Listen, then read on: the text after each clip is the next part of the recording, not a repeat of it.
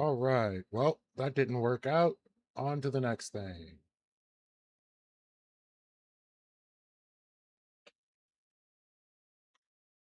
Start the party with Solid JJ as usual.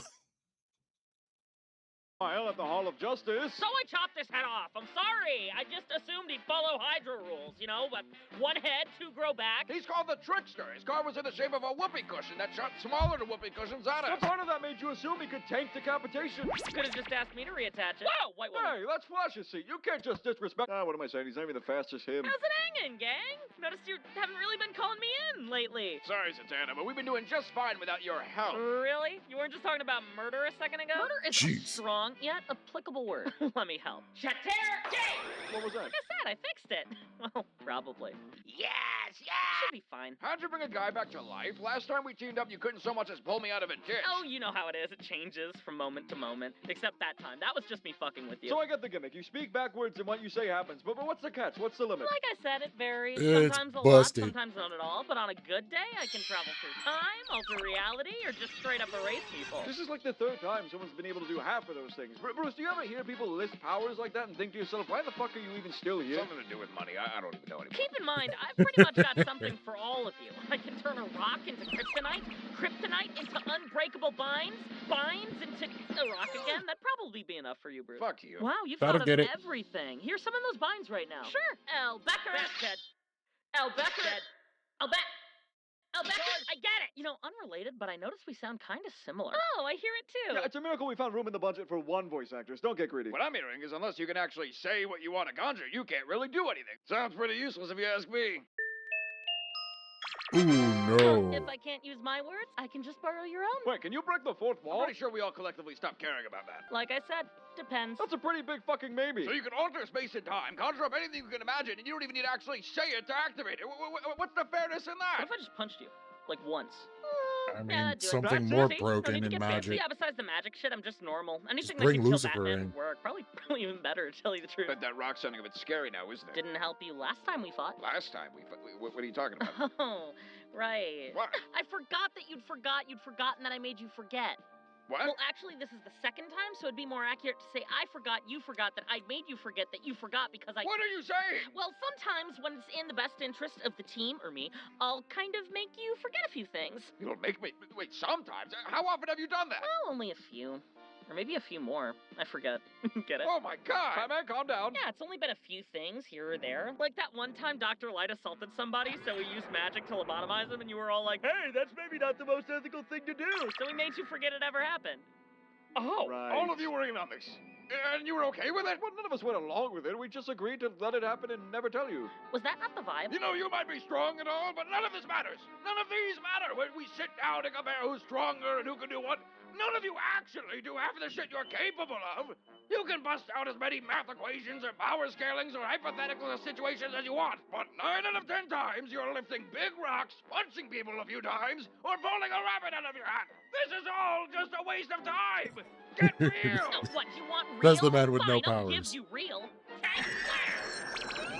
Whoa, what happened? I don't know, but suddenly I feel the urge to act really out of character. I feel like acting like a Hot Topic branch manager. I don't feel like acting at all. Oh, What are you, no. Zatanna? What are you... Oh, right. Hey, check this out. Oh, let me There try. is no live-action version of Zatanna. That's Fuck you brutal. guys. This character slander was brought to you by GamerSubs, and the Definitely flavor of the some week slander. is blue. And to make sure that you use code SOLID for 10% off, I'm gonna say it backwards, like Zatanna does. Alright, And on to I'm some gonna news. The United Not States some more had news, two just carrier news. groups in the region. One of them had multiple difficulties, including the underwear section of the ship catching fire. That's the Gerald Ford, as well as people accidentally flushing socks and T-shirts down the toilets, clogging them up. So the Gerald Ford carrier group had to retreat from our war effort. That left the USS Lincoln, which cost us something like $10 or $20 billion to produce. Which costs us, I think, around $8 million a day to operate. I was just doing a little math. That's about $300,000 an hour to keep that thing going. So right now there's roughly 5,000 sailors and Marines on the USS Abraham Lincoln that have been stuck there for the better part of, well, over half a year at this point. They've been there. They left November 21st, 2025, and they're still there with no announced return date. And people are starting to lose it. And the crew members work 12 to 16-hour shifts. So Let's check in on how it's going. Not so well. And put this first element up on the screen. Sailors are trying to jump off the thing as it's been out in the ocean for more than 240 days at this point. Let's roll. Let's roll this first stop. You guys, there's a mental health crisis happening aboard the USS Lincoln in the Middle East that no one is talking about. And mainly because we're talking the about Navy's it right pretty now. much quashing it. You will read online about food shortages, supply shortages, poor morale among crew members. That's because they've been at sea continuously for 250 days. They've been deployed a total of 271 days, 250 without a port of call. That's unheard of.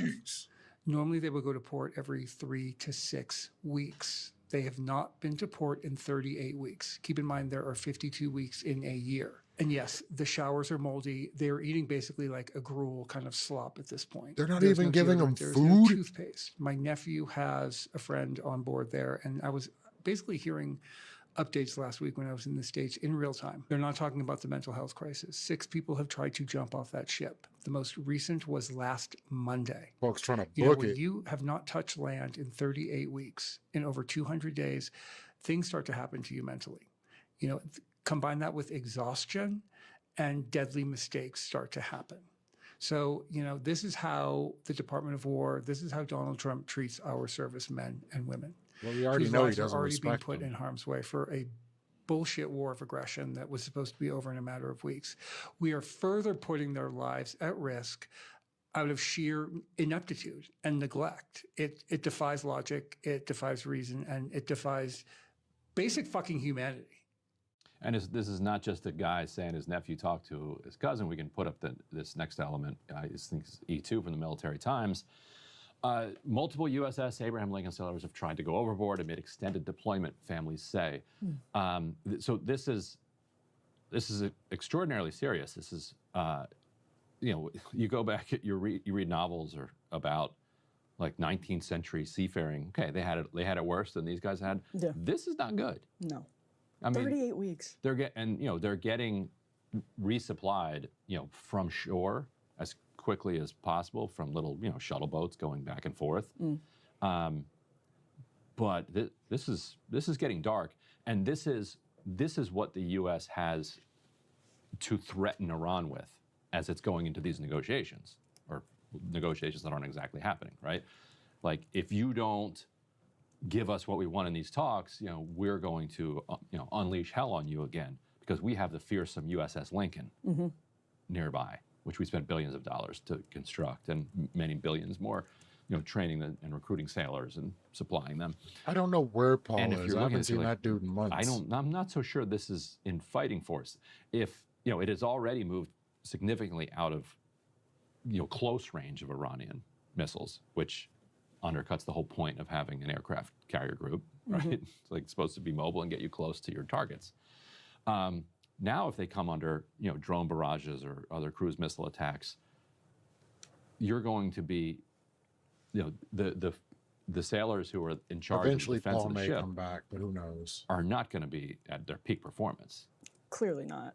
So Stars and Stripes, which my recollection is the Department of War has tried to sort of editorially assert dominance over, also reported yesterday that there's this massive meeting between families of people who are deployed on the USS Lincoln and Navy Secretary Hun Kao. In one case, they say from this meeting, a spouse tearfully told officials that she received a message that same day from her husband saying, quote, he hopes he doesn't wake up tomorrow. Bruh. Yeah. I mean, 38 People weeks trying in. to no longer be alive Right. on this boat. and for what? It's like not really even in the fight. And the And I actual think that's what's so demoralizing probably for them. the actual for what is that it's there to provide missile defense for Israel. Right. Like that's the Navy's Before main threat. role at this point in the region, is if, you know, hardcore fighting breaks out again, Israel is down to, as we've reported, double-digit ballistic missile interceptors and is relying almost exclusively on the U.S. Navy being nearby to be able to shoot down Iranian cruise missiles. Otherwise, Tel Aviv would look like Kyiv now, which has basically depleted its stock of missile interceptors. And now, when there are ballistic missile attacks from Russia on Kyiv, you see headlines of 10, 12, 25, 55, like significant casualties because they're no longer able to shoot them down. Yeah, they also don't have a publicly announced return date. And so they're just kind of in limbo. Wow. And that's enormously demoralizing too, especially when the commander-in-chief is vacillating back and forth between, well, the war is about this, or the war is about this, the war is over, the war is not over. I just can't imagine. They were supposed to, the anticipated end date was back in May, and now they don't have a return date. There doesn't seem to be an end in sight for them right now. They did a record deployment without what's the best way to put it? Without a port stop. It's a bad situation. Zephyr's counter. Bad situation for everybody. If you support the war, this is obviously a bad situation. Even if you are one of the few people in this country that actually supports the war, this is a bad situation. Yeah. Yes, indeed. All right, let's move on, Ryan, to your reporting out of Gaza. I'll be happy with that, but it'll if you go like right that back video, up. hit the like button or leave a So comment yeah, below. that It ship really helps get is the show. screwed, and it's there for literally no reason beyond a war nobody really wants. And here we are.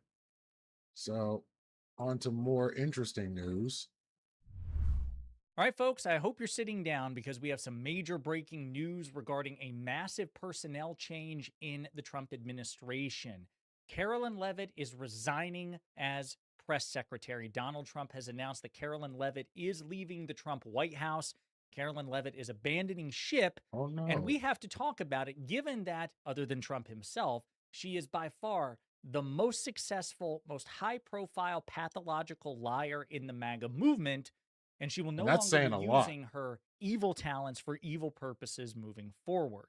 But before we unpack all that, if you end up liking this video and you want to support the channel, please be sure to hit the like, subscribe, and alert bells before you go. Well, pour one out for Carolyn Leavitt. Just in, Donald Trump announces Rest in Carolyn peace, Leavitt she is won't be leaving as missed. White House press secretary. Donald Trump announced on Wednesday that White House press secretary Carolyn Leavitt will leave her role at the end of the month to spend more time with her newborn baby. This is Trump on Truth Social. He says, our wonderful White House press secretary and one of my most trusted aides, Carolyn Leavitt, will be departing her role at the end of the month so she can spend more time with her beautiful young children and family.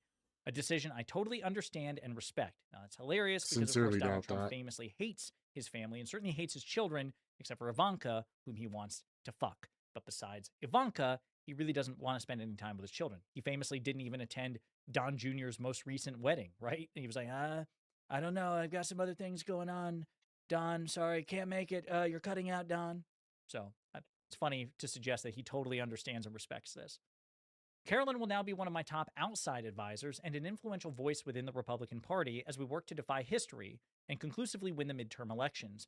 Carolyn has been a real leader in the White House and has done a phenomenal job fighting for justice, liberty, and freedom Leader in since what? 2018, including our historic re-election campaign of 2024. Carolyn has been one of the best White House press secretaries in the history of the office. Thank you, Carolyn, for a job Also, now we well just done. out here lying. Now, Carolyn Leavitt Well, also yeah, we've issued been out her here own lying. statement. We're going to read that in just a moment. I just want to say, and I know this pisses people off, some people in my comments, but the truth is, Carolyn Leavitt actually was pretty good at her job. It's one of the reasons we covered her as much as we did, because she is clever, she is quick on her feet, she just uses her awesome gifts for Only dark she and used her evil powers purposes, for much like good. Kellyanne Conway, right?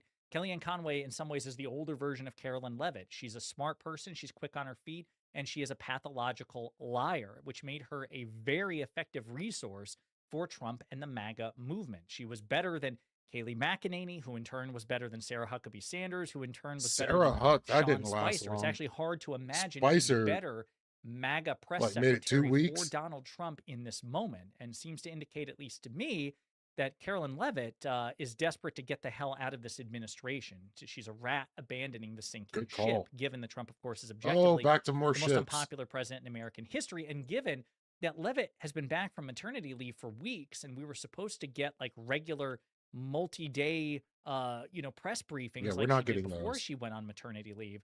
But after she came back and gave one press conference, I think she's only given one or two since returning to maternity leave. She's been MIA, and it's something that's actually kind of perplexed me along the way. So it seems like she's like, you know what? I really don't want to come back here and deal with this shit. And her ability to lie has been It's surpassed unparalleled. by the disaster that Trump has created. It's like, dude, it's almost like Levitt saying to Trump, like, I'm a great liar, but your ability or your, bad habit, your penchant of causing issues Your and penchant. disasters has exceeded my ability to lie and gaslight. It's almost like Levitt is signaling that. But let's see her official statement, right? This is what she said. Serving as the White House press secretary over the past year and a half has been the honor and adventure of a lifetime. I'm incredibly grateful to Donald Trump for granting me so many extraordinary opportunities, such as working in the West Wing, Why did that spending sound like countless a hours quote in the from Oval Hook? Office, flying around the world and meeting foreign leaders, and traveling across our beautiful country and meeting Americans from all walks of life. Most of all, I'm thankful to the president for entrusting me with the distinct privilege of speaking on his behalf at the White House podium.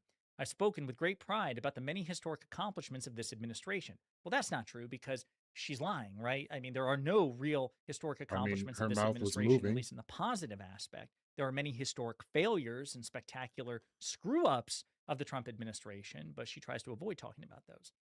And I've relished in holding the liberal wouldn't you? media accountable and ensuring the American people hear the truth about Donald Trump's successes. So again, there are no successes to speak of, but that part is true. When she talks about, her sparring with the liberal media, that's why Trump picked her, because she's a vicious, pathological liar. She's mean, she's cruel, and she is reflexively dishonest.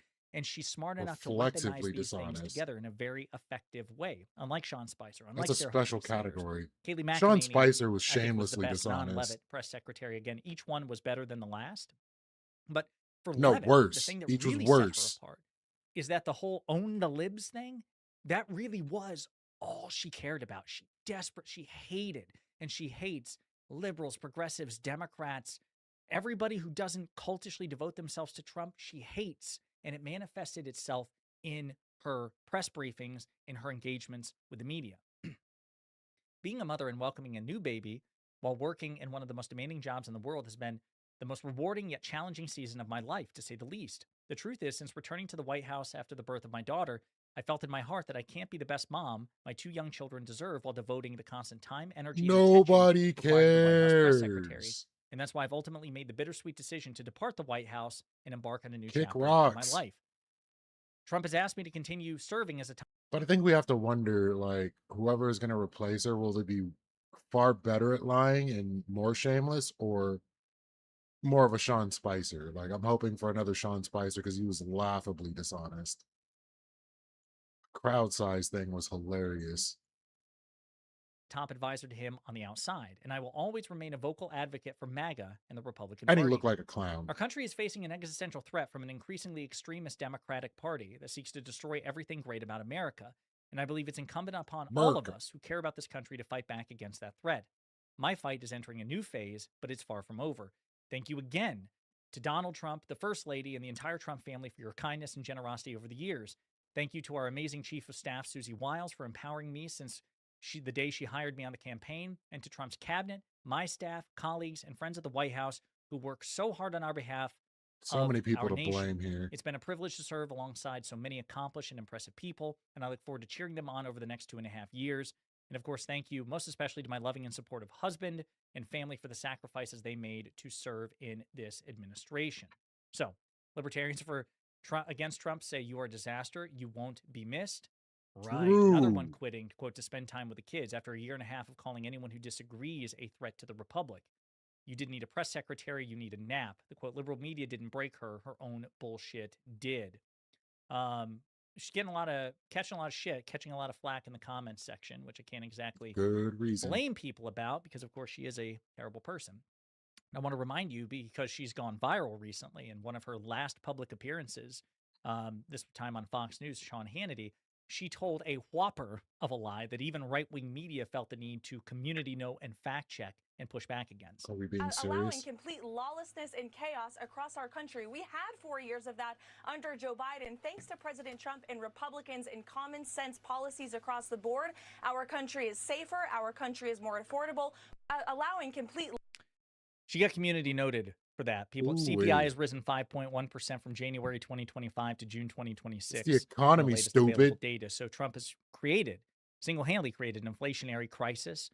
He has actively made the American people much less safe by starting this stupid war in Iran, this disastrous war in Iran, which has resulted in the deaths of 18 American service members because of Trump, because of the Trump administration.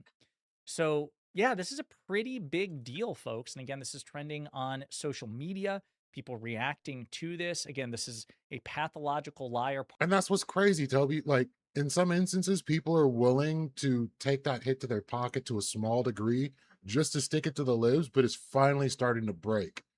And I'm not going to say I'm happy about it, but at least it's happening. Par excellence, the ultimate MAGA distillation in terms of, you know, a representative of the Trump administration, the highest profile MAGA cultist, you know, other than Donald Trump himself. So this is where we are. I am, on the one hand, pleased that she will no longer be in a position to use her awesome powers of deception to further the Trump administration's, you know, nefarious agenda. But it also seemed to me that she's abandoning ship because she knows Taking way too that long. the task of trying to make this administration seem sane and popular is so far beyond her ability to manage now. So she's getting out while the getting is good. Exactly what these people do is sit here and sane wash this it's nonsense. interesting, and I am glad she'll no longer be around to do just that, but it makes you wonder who the hell comes after her? Who the hell is next? In the meantime, let me know what you think that's exactly about the this question. situation Who's and next? Carolyn Levitt in the comments. All right. So, do we want some Japan politics or the thing I was talking about with the lobotomies yesterday? I'm going to go with of American housewives. Oh, this one's Plus- 2 hours long. Let's skip that. Let's go with this. Egyptian TV star and an ancient curse. Just to let us That know last one will it's make sense later, I not promise. just here. But the It's craziest happening part, everywhere. Yusuke single-handedly pushed Japan's right wing into civil war, Let me back feuds, this up. betrayals, Tokyo to investigate Japan's Muslim problem. The owner kicked him and his crew out, but Tyler kept filming as a crowd started to form. Then this happened.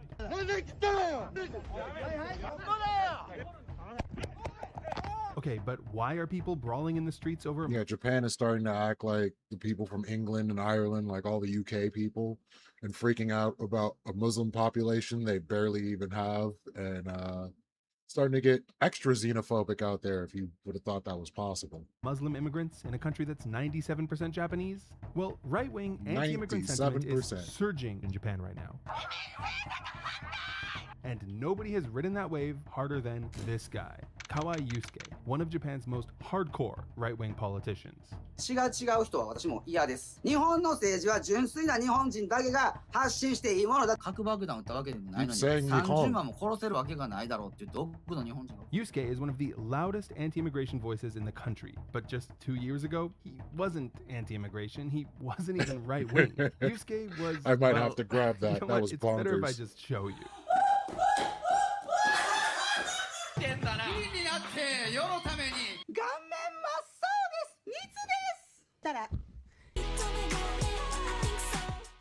So how does a man go from dressing up like a clown to becoming the face of Japan's anti-immigrant What did he movement? say about Well, Namjin? buckle No up, because comment. This story involves a citizen's arrest gone wrong. What's good, Moon? A sex scandal with an Egyptian TV star and an ancient curse. That last one will make sense later, I promise. But the craziest part? Yusuke single-handedly pushed Japan's right wing into civil war. Feuds, betrayals, enough litigation to fund a small law. And this is kind of proof that all it takes is one rhetorician to drive a bunch of people into a frenzy and completely screw up your country. Imagine how many we have. Firm. And as you're about to see, the man who started it all believes in absolutely nothing. This is how Japan's right wing got hijacked by a clown. So let's start with the question I'm sure is on everyone's mind. Why does he dress up like this? Well, surprisingly, Yusuke graduated from a top university and was actually a lawyer before he put on the makeup. Oh, sorry, I misread that. It actually says here he was a failed lawyer. I'm not trying to demean the guy, it's just, he's kind of like SpongeBob, you know? He failed the bar exam so many times that they refused to let him take it anymore. Damn. So, at the age of 40, Yusuke, in his midlife crisis, Black toward that decided, like beast. many failed lawyers before him, to get into politics. The only problem was Yusuke wasn't very charismatic or funny, he sucked at public speaking, and he didn't have any political instincts either. So kind of like that annoying So friend. why that is it everyone working has, now? He would just say the most outrageous or offensive thing at every opportunity just Oh. to get attention. But That's literally when he our started right doing way. This. Frankly, this is pretty half-assed. Like, if you're going to become a joke politician, at least come up with a new character instead of just putting on a middle schooler's Halloween costume. Plus, half the time, he's also the mask. Like, what the huh? damn? Buddy, can you stick Does to anybody one even remember character? that movie? Okay, so the last time we saw Yusuke was in 2024 when he was running for Tokyo mayor under the meth and legalized polygamy platform. 今回私が訴える政策は一夫多妻制です。以上です。記者会見終わります。 During that campaign, his most notable achievement was getting censored by the government for this tasteful campaign poster that I can't even really show here, where his head is situated between this young lady's legs. Now, of course... Okay, I'm going to say this seems like the formula. You go out, you say something crazy, you get censored by the media, you come back, you say that, you know, the left wing is censoring you, and then you do bonkers right wing stuff. Yeah, I don't see that movie getting referenced very often anymore, and for this dude to be dressing up like the mask is wild. But yeah, it was good for the time. He didn't The win follow-ups that were far election. worse. You would have known that because you would have heard all about Tokyo's clown mayor if he did. But losing did something to Yusuke. He didn't want to be a loser anymore. This time, he was going to wipe off the makeup and become a serious politician. But believe it or not being the Joker would be the biggest mistake Yusuke ever made. It all started when he packed up his entire life and moved to Toda City in Saitama Prefecture, which Oh, he is went somewhere where basically nobody the knows him. Florida of Japan. And I'm not Oh, saying no. that to insult Florida. I'm just saying that, you know, Saitama I think kinda you're sucks. insulting Japan. So why did he want to live there then? Well, as it turns out, he had one very specific reason in mind. And that reason is Kurds. クルド人が増えること、クルド人の問題、クルド人とか、クルド人が He was going to run for council there, and the Kurds would be his golden ticket into office. Now, if you're not chronically Oh, they online have enough to know about Kurdish the Kurds people in in Japan, Japan? let me catch you up in 30 seconds.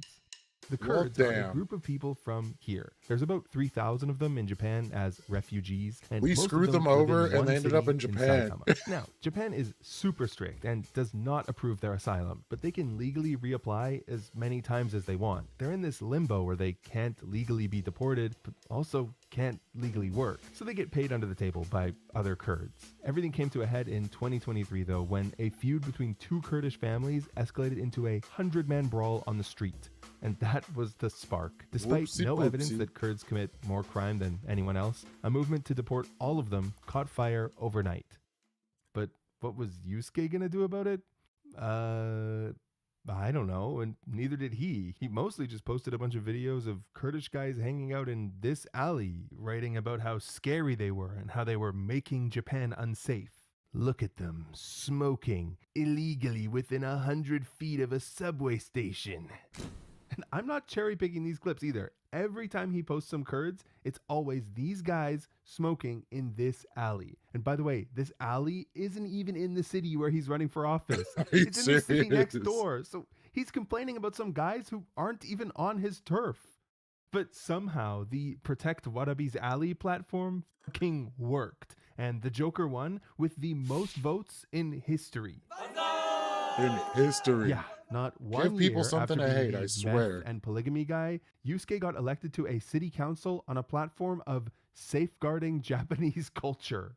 This win made Yusuke famous and put him among the top Japanese Wait, right-wing let me run that influencers. back. Basically, the win made Yusuke famous.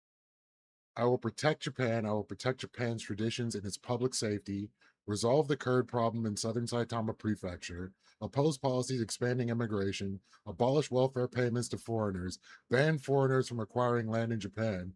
They want us to acquire oppose voting rights for foreigners. Wow. And put him among the top Japanese right-wing influencers. Basically, the Avengers of anti-immigration. There, he'd meet his right-wing Harley Quinn, a lady who would change his outlook on life, Fifi. Fifi is a widely popular star on Japan's anti-immigration right. She's also, and brace yourself for this one, a Muslim immigrant from Egypt. Yeah, she's like super famous. She's always their on Nick TV and Fuentes. stuff. Actually, she's got this nickname, the Pharaoh's Chosen One, which sounds kind of majestic until you realize some variety show just called her that because the only thing they know about Egypt is this. Brutal. But don't get it twisted. Fifi is not some upstart like Yusuke. She's an OG. Where Yusuke's out there chasing trends, blaming everything on the Kurds and the Chinese, Fifi's old school. She blames the Koreans. 日本へのネガティブキャンペーンを続けている韓国が気持ち悪いのは当然として、日本の国益と名誉が傷つけられている。And Fifi's I'm glad we're always using saying the shit rack like, more there's nothing often wrong with us now." Muslims. Muslims aren't the problem. The problem is Pakistanis. どの国から来ているのかというと、その多くがパキスタンなんですね。我々エジプトのような世俗主義から見るととても異質に映るわけです。Despite these massive would have ever differences, seen it coming? Fifi got along just fine with Yusuke. Better than fine, actually. They quickly became best buds. They were doing live streams together. Wait, and you hate hosting people? I rallies hate together. people Isn't too. it heartwarming to see an anti-Kurd guy and Let's an mix our hate together. anti-Pakistani chick put aside their differences. It's like one of those videos where a dog becomes best friends with a pig. And things were about to get even better for Yusuke from the last place he'd expect. You see, unfortunately, those Kurdish guys had stopped hanging out in the alley. Oh, so no. Yusuke ran out of content. Instead, he started doing nightly crime I patrols mean, I in like his people, neighborhood. but a lot of these people One don't night like in people. July of 2025, Especially women for he'd some find reason, the content as I found he was out looking yesterday. for. Yusuke spotted some Kurds hanging out in a convenience store parking lot, one of whom was apparently peeing in public. Yusuke, in some sort of citizen's arrest, tries to bring them to the police. Then this happens.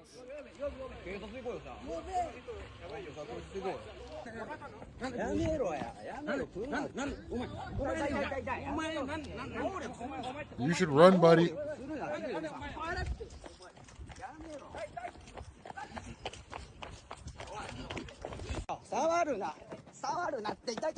I mean, that ship has sailed. No pun intended. Yusuke got grabbed and put in a headlock.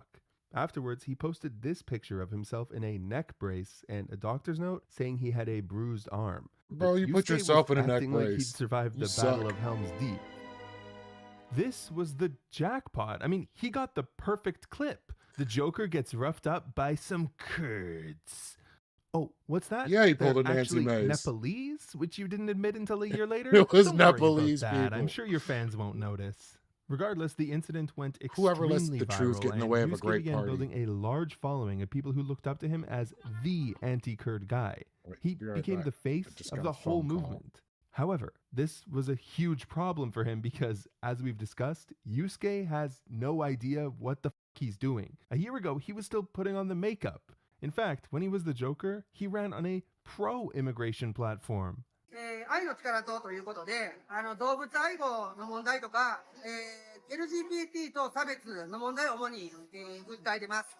So maybe because Yusuke knew people would figure out he was a poser if they did like 5 minutes of research, he tried to act super patriotic. He started wearing the Japanese flag as a cape. He started saying shit like the Nanjing massacre is fake or that Japan has to preserve the emperor's sacred Y chromosome. At one point, he got so mad at his liberal debate opponent, he demanded he say he loves Japan and sings the national anthem on the spot. 日本愛します、反日じゃありませんって一言言ったら終わりじゃん、それで。そんなことは当たり前じゃん。君が歌うよ、二人で。 And this is when Yusuke started to fuck up. He was saying so much crazy shit that even other conservatives had a problem with it. The first one to speak out was Hosokawa Valentine, a half-Japanese former boxer turned conservative influencer who released a video calling Yusuke a fake conservative. 可愛いとか俺はビジネス保守だと俺は思ってるし。 Hosokawa really didn't like that Yusuke basically hijacked the movement and was now like rage baiting people for clicks instead of trying to get anything done, which is basically what Yusuke'd always done.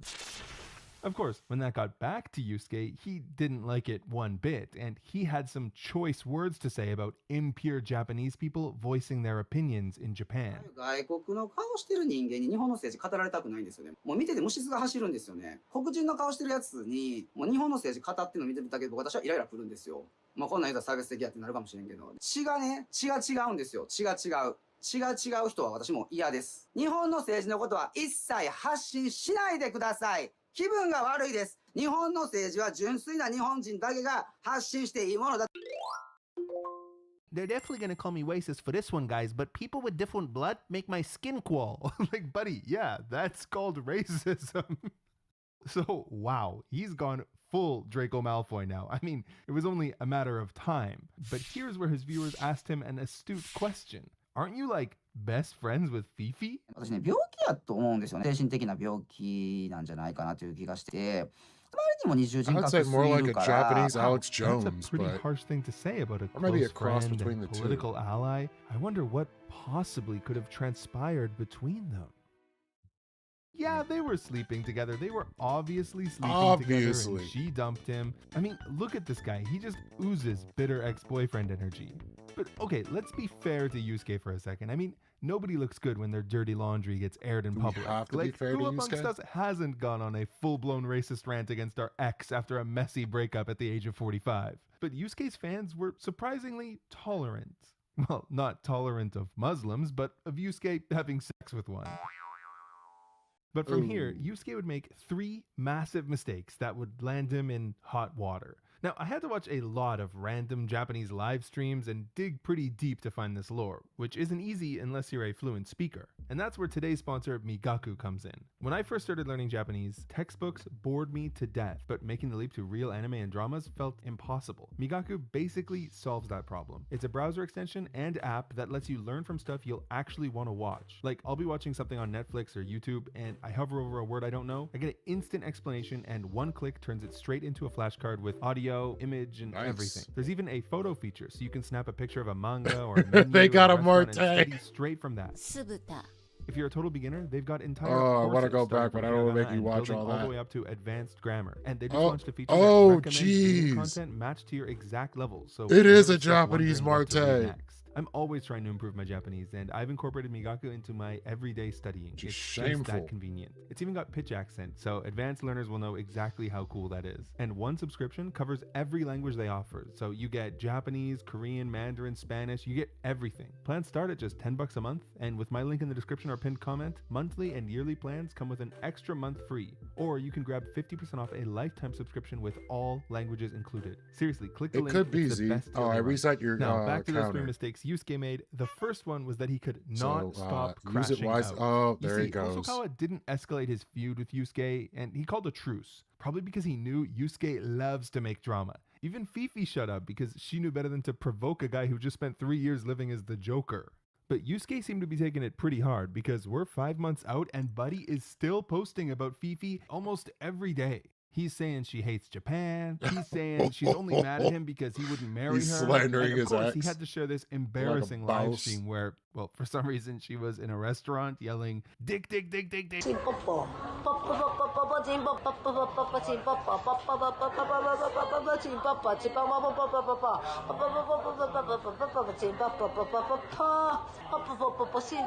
Real mature I lady. seriously don't know why she's doing this, but eventually one of her friends comes over and tries to get her to cut the stream, but she still refuses. Oh, I'm guessing she's hammered. And yeah, this is embarrassing, but even more embarrassing is a sitting city councilor making AI remixes of it and posting it to his YouTube channel. But Yusuke really did not know when to stop because he started trying to get his fans to contact the sponsors of Fifi's Beat shows to Tekashi? get her canceled. Like, bro, can you fucking relax? You're supposed to be the civility and Japanese values guy. Did I sleep through the harassment campaign chapter of Japanese culture class? Yeah. Months of crashing out like this would lead Yusuke into making his second mistake, which was becoming friends with this guy, Ken Kenobi. Ken is a right-wing YouTuber who is even more into anti-immigration rage bait than Yusuke is. I'm honored to die for my country. I'm not gonna fucking give my country to any foreigner. We are fighting against these people because we are not gonna give my country to anybody. No Mongolian empires, no Spanish, no Kurds, obviously. I will I'm just pull gonna up say on this his off the shit. bat, Ken is not the brightest guy. Like, Here's his brilliant take on the Tell Fifi me no situation. Mongolians. アラブ人という人種自体が、アラブ人曰くよ。 Yeah, アラ take ブ it 人 back, のもう Toby. 血は熱いらしいね。普通の会話からさ、うわーI'm gonna fucking ふわーって酒入ってなくてアラブ人ガーってくね。酒がマジでなかったらこうなってないから。 But what's wrong with Ken being an idiot? I mean, most of the people I cover on my channel are idiots. What's the big deal? Let me explain it this way. Every friend group has that one guy who always wants to do something really stupid. And it's not normally a big deal because when that happens, everyone else is just like... Oh, I was trying to play Baldur's Gate with Ancom and Jack, and eventually Despy would jump in, but my computer decided to just crash every time I tried to upload everything, and then when it crashed the mods, so I couldn't even open the game anymore. I have to completely reinstall all 3,472 gigs of the game, so it just ain't happening. Oh, you want to play Baldur's Gate as well? I mean, you're more than welcome. You just got to download all the mods and whatnot. More the merrier. We can all sit there and get wrecked. I paused at the perfect time. Yeah, friggin' Baldur's Gate is huge. Like, let me double check how big it is. Yeah, it is. Shoot, I can't even see how large the download is.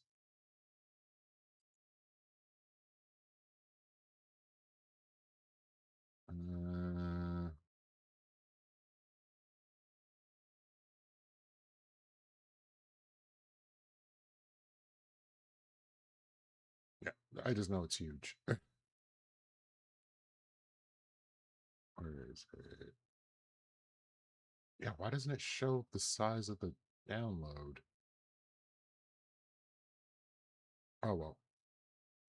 I don't know, that sounds dumb, and it blows over. The problem arises when you have a second idiot who goes, dude, that sounds like a great idea, but you know what would make it even better? Thereby creating a feedback loop that inevitably ends up in a police 145 report or gigs. YouTube prank video. And that's the problem with Ken and Plus Yusuke mods. becoming friends. Because one night, the two lads were streaming, drunk, at Yusuke's birthday party. Oh, this is going to end great. / political fundraiser. And while they were busy talking about how foreign women are trouble and Japanese women are better, a half Russian woman sat down beside Yusuke. 河合さん、ハーフ発言。この子のハーフはあり。ちょっと待って、寄ってみますか。僕とジョーカーやったらどっちがいいですか。いや、やっぱ中東を通った方がいいっていうことですか。 Brody's getting But cooked. Ken warns her, Yusuke has the Pharaoh's curse. ファラオに呪われるってやってますよ。ファラオに呪 The われる。 Pharaoh's curse. 興味ある？ He's still stuck on his ex-girlfriend. 可愛いはええよ。いや、可愛いもん。あれですよ。チャラいですよ僕。女性を大事にしてくださいよ。Yusuke guy is so should- out of pocket here that Ken's chat starts calling him a liberal. 夜はリベラル。夜はリベラル。夜はグローバリストや。 The night ends with Ken getting plastered and accidentally calling some girl he's trying to flirt with mom. 可愛いでしょ。やめろ、お母さん、お母さん。いや違う、言ってない。お前さって言って、ごめん。 Looks like he too got the Pharaoh's curse. Now, all of this is Japan pretty is funny, extra but fun. this would also be the night where Yusuke would make his third At least and they have better final healthcare than mistake, us. which would be the worst one by far. You see, somewhere in this drunken stupor, Yusuke mentioned a brilliant idea. フィービーがまた怒るって言われてるの。フィービーの、ちょっとなんかフィービーの名前出しすぎじゃないですか、ちょっと。実はなんか。 Yeah, you don't come back from that. Not even in grade school. 引きずってますよね、絶対。引きずるどころかお前もう絶対訴訟したるわほんま。やりまくったるわほんま。いや、それは死ぬほどやったるわほんま。さ、感情的になるってことは、これは要は。いや、要は好きじゃないのよ。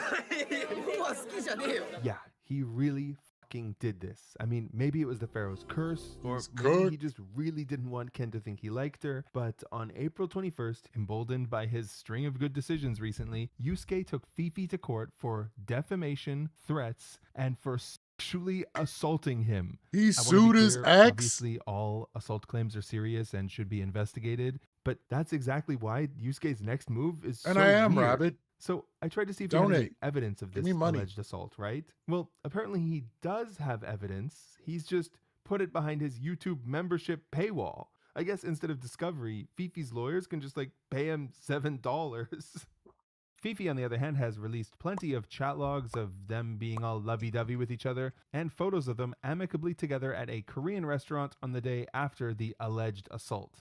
I also want to point out that this is a civil case, there's no police involvement at all, and What lies in store for the Joker legislator Yusuke Kawai from now on? Complaints from other mistresses, complaints from the supporters, complaints from the detractors. Pharaoh's curse, 79.8%.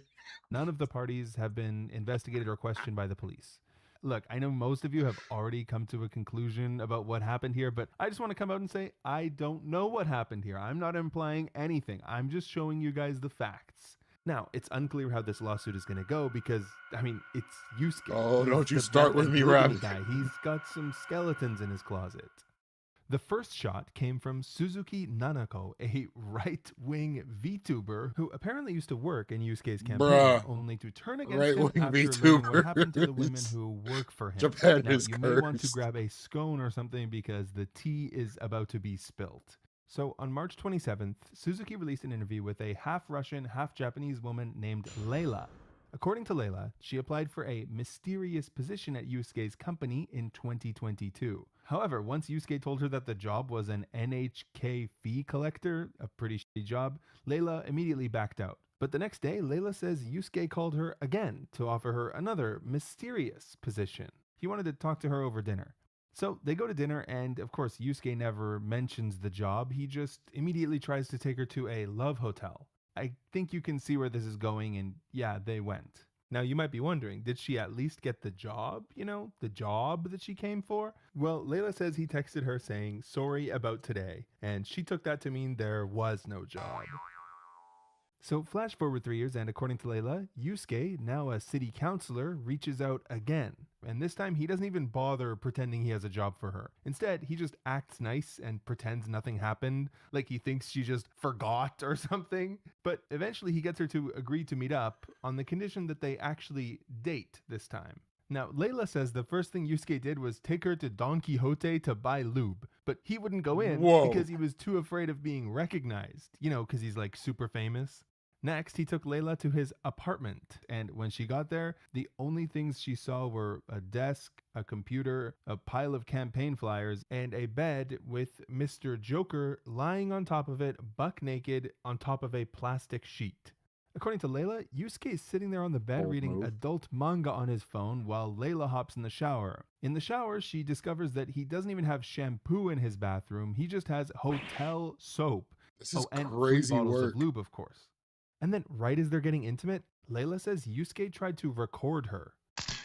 Bro, this sounds like it's out of a fucking horror movie. And the worst part is, this horror movie has 15 sequels, I guess, because immediately after Layla came out with this interview, Fifi came out and said this is almost exactly what happened to her, down to the bottles of lube and hotel soap. ベビーローションもいたりですね。 This ベ is ビーロ some ー of シ the ョン犯罪 saddest 者 shit なん I've です。 ever 盗 heard. 撮されたんです。盗撮をいびられてるんですよ。ずっと長い間。何ヶ月も。 Now, according to Suzuki, this wasn't one weird story. She says Yusuke has a pattern of doing this with his campaign volunteers and pattern? prospective employees. He's like fucking Dennis Reynolds. is our except right at least wing. Dennis Reynolds has the courtesy to take him out on his boat first. So, the Joker's reaction to all of this coming out was to call Layla a hater and then threaten to sue her for defamation. And of course, he also filed a lawsuit I'm gonna against say Suzuki Diddy Nanako, did, the but I don't know VTuber what who Diddy did the did. interview. So you got this traditional values guy, this city Run it, councilman Toby. who cares I about think you can win. Japanese Just blood make sure your purity makeup's good. above all, but he can't stop having fucking liaisons with half foreigner women once in the middle of a fucking live stream where he's rallying against immigrants. He's like But JD that's what Vance kills level me, that xenophobe. Most of the leaders of He'll Japan's marry hard-right one, but anti-immigration he doesn't movement want them in the are country. the worst representatives of Japanese culture. Like, take our friend Ken Kenobi, for example. Ken's parents sent him to Malaysia for 2 years to study English, and it paid off. I mean, his English is really good. He's an actual global citizen. I mean, Japanese parents dream of their kids speaking English like Ken. But let's be honest, his English is the entire reason he has an audience. People watch Ken because Is he's that one Kevin of the few Sorbo next Japanese to him? YouTubers who can speak to them in English. His multiculturalism is his content. And before he started ranting about the globalists destroying Japanese culture, he made videos about doing push-ups and weird spiritual life advice. Much like the Joker, he loved multiculturalism before becoming an influencer. And much like the Joker, he realized he could get way more views doing Western-style rage bait like this. Where are you from? Australia. Australia. Yeah, all of us. Do you live here? Get out of my country. Visiting. Yeah. A woman should walk one stick back from a man. Do you not have that in your country?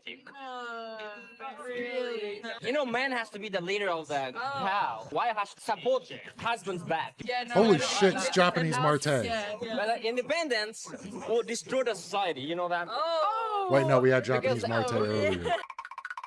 Japanese I did Terrier. it! Yes! I told you, they're woke. And they are woke as fuck. Liberals are evil. What the fuck does This this is have to do wildin'. with Japan? Like, do you see any other Japanese guys with megaphones screaming at tourists? Ken is literally just repackaging our culture war slop into Japanese. Yasmin, go to subscribe my channel. I love Yasmin. Yes! Even Ken's name is so Japanese that it came from a fucking Hollywood movie. Ken, you are the globalist. You are the foreign influence trying to reshape Japan. I mean, you're just doing an Andrew Tate impression and calling it preserving Japanese culture.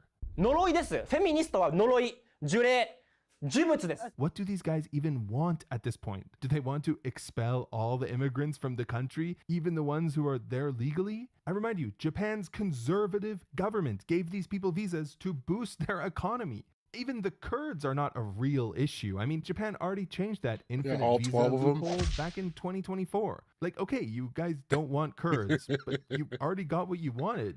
Do they want no immigration whatsoever? Or are they ethno-nationalists? In that case, isn't it a bit ironic that the #1 defender of Japanese blood purity keeps getting caught trying to sleep with foreigners? Really, I don't have a clue what these guys want. For a good other than reason. more clicks and views and notoriety online.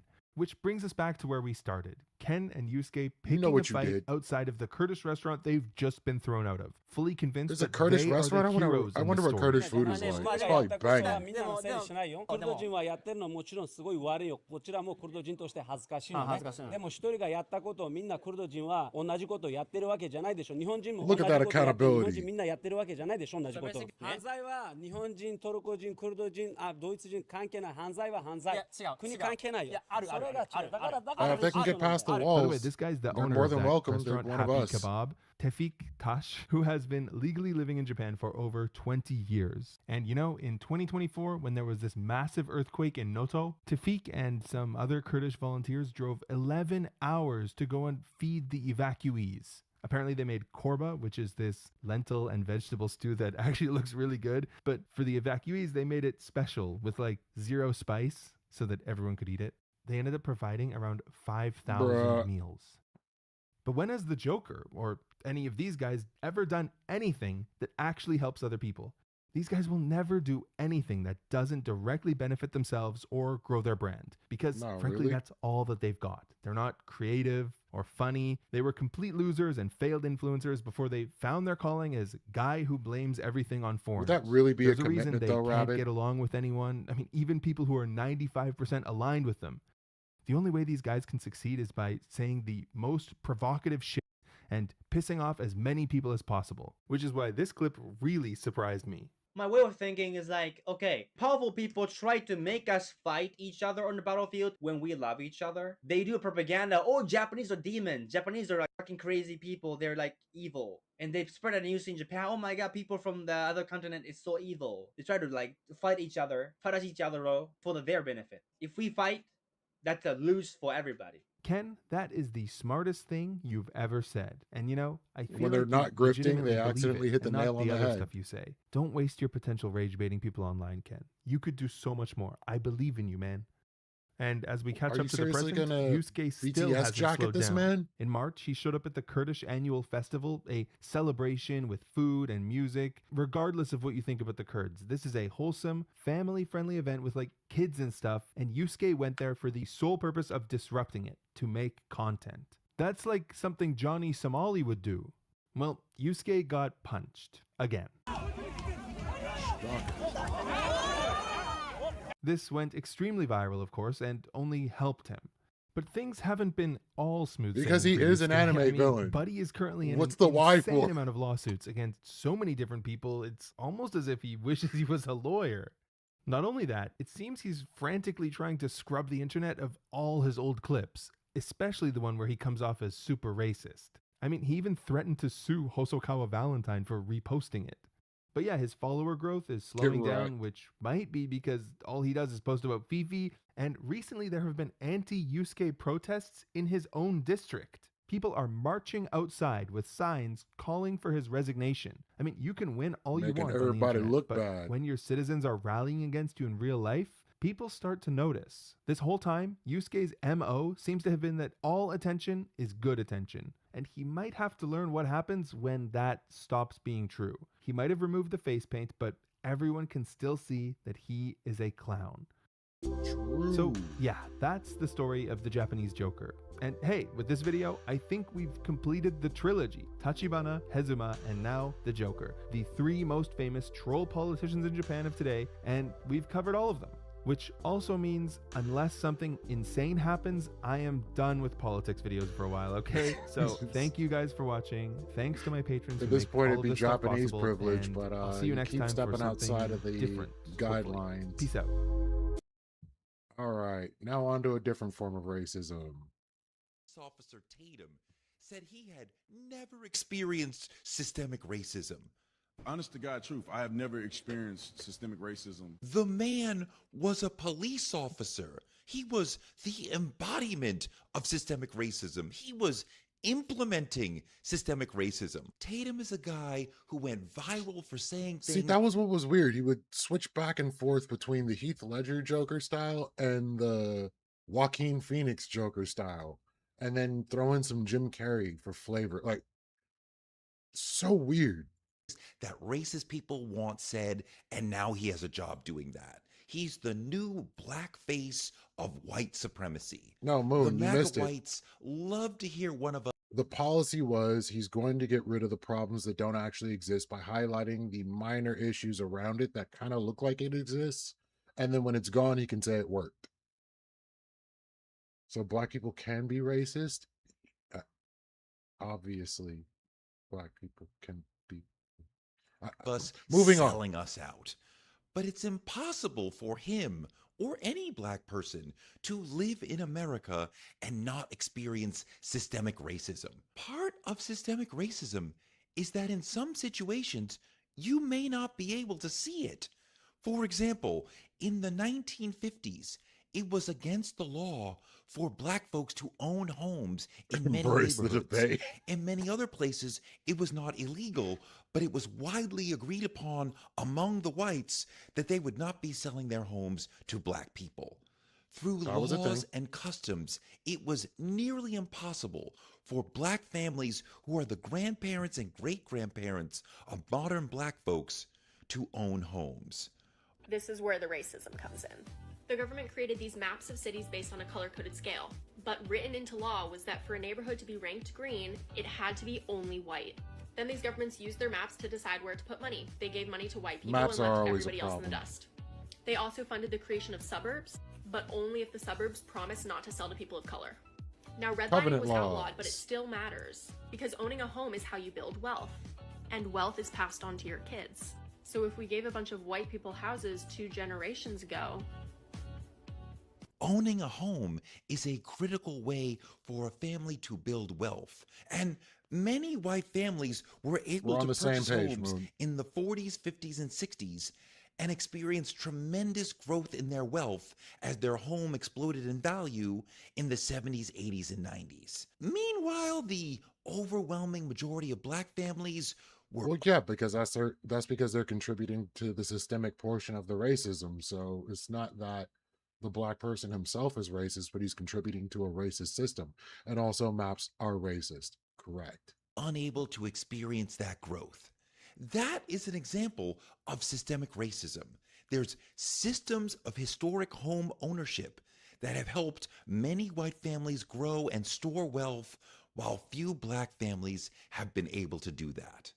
None of these white families did anything wrong, but they are benefiting from racism. The black families are not suffering from poor decision making. They didn't choose to not buy homes. They were barred from buying homes.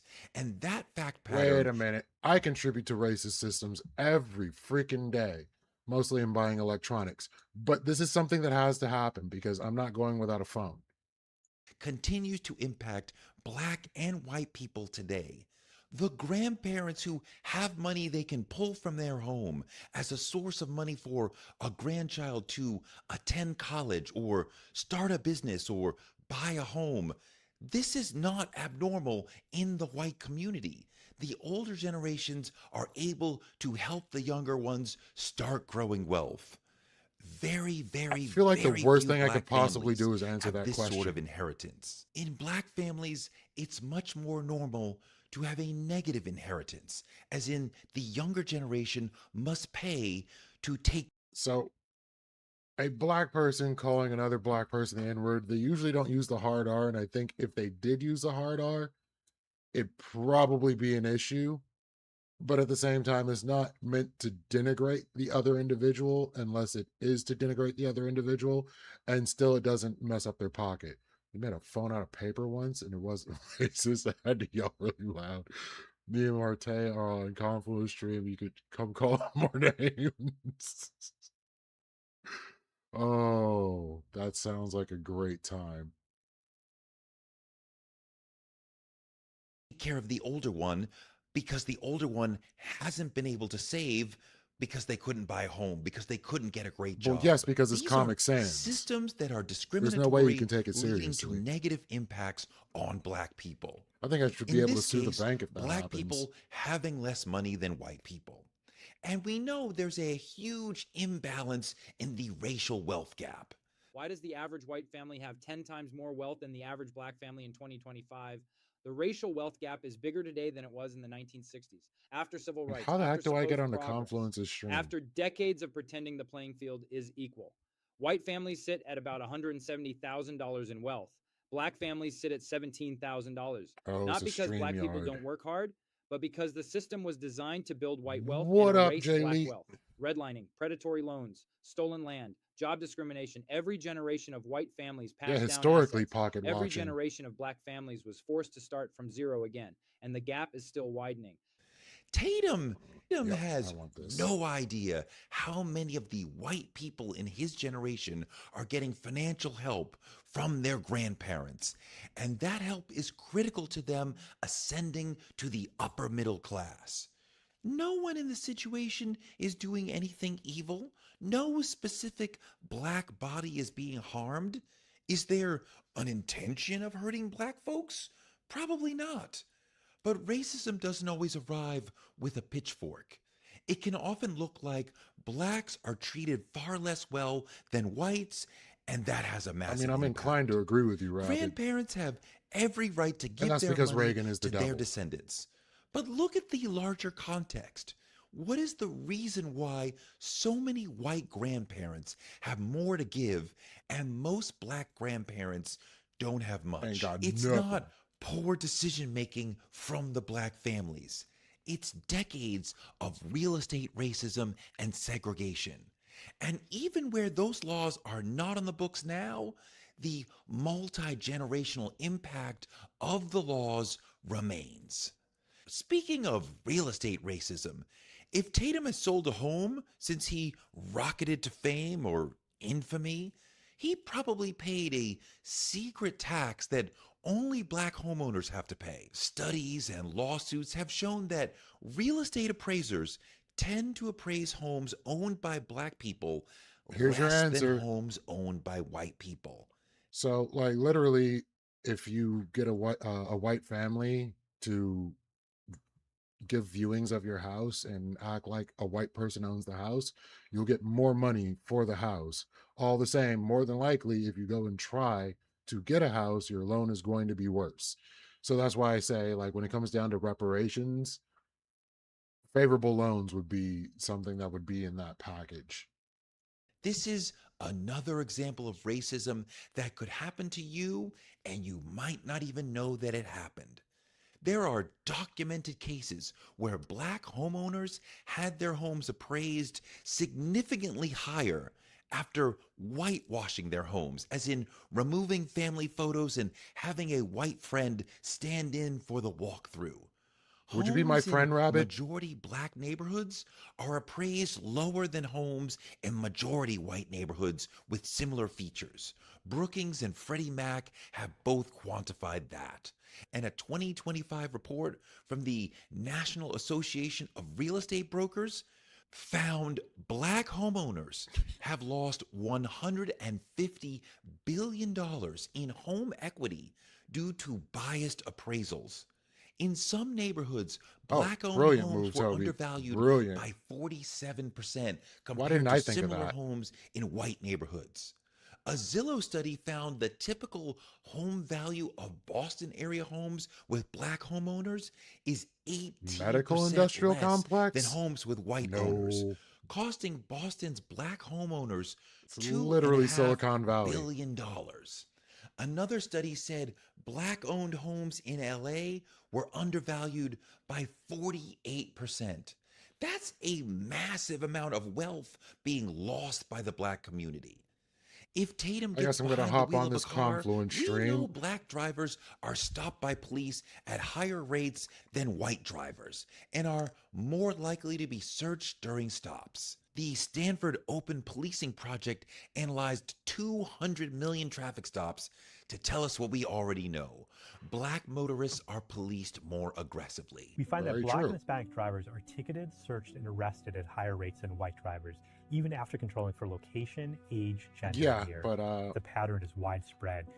I talked to a black man yesterday that doesn't agree with that, and I talked to other multiple black people that don't agree with that, and then Tatum pulled up and said a whole lot of that, and it's just, bad decision making, some other nonsense throughout the country.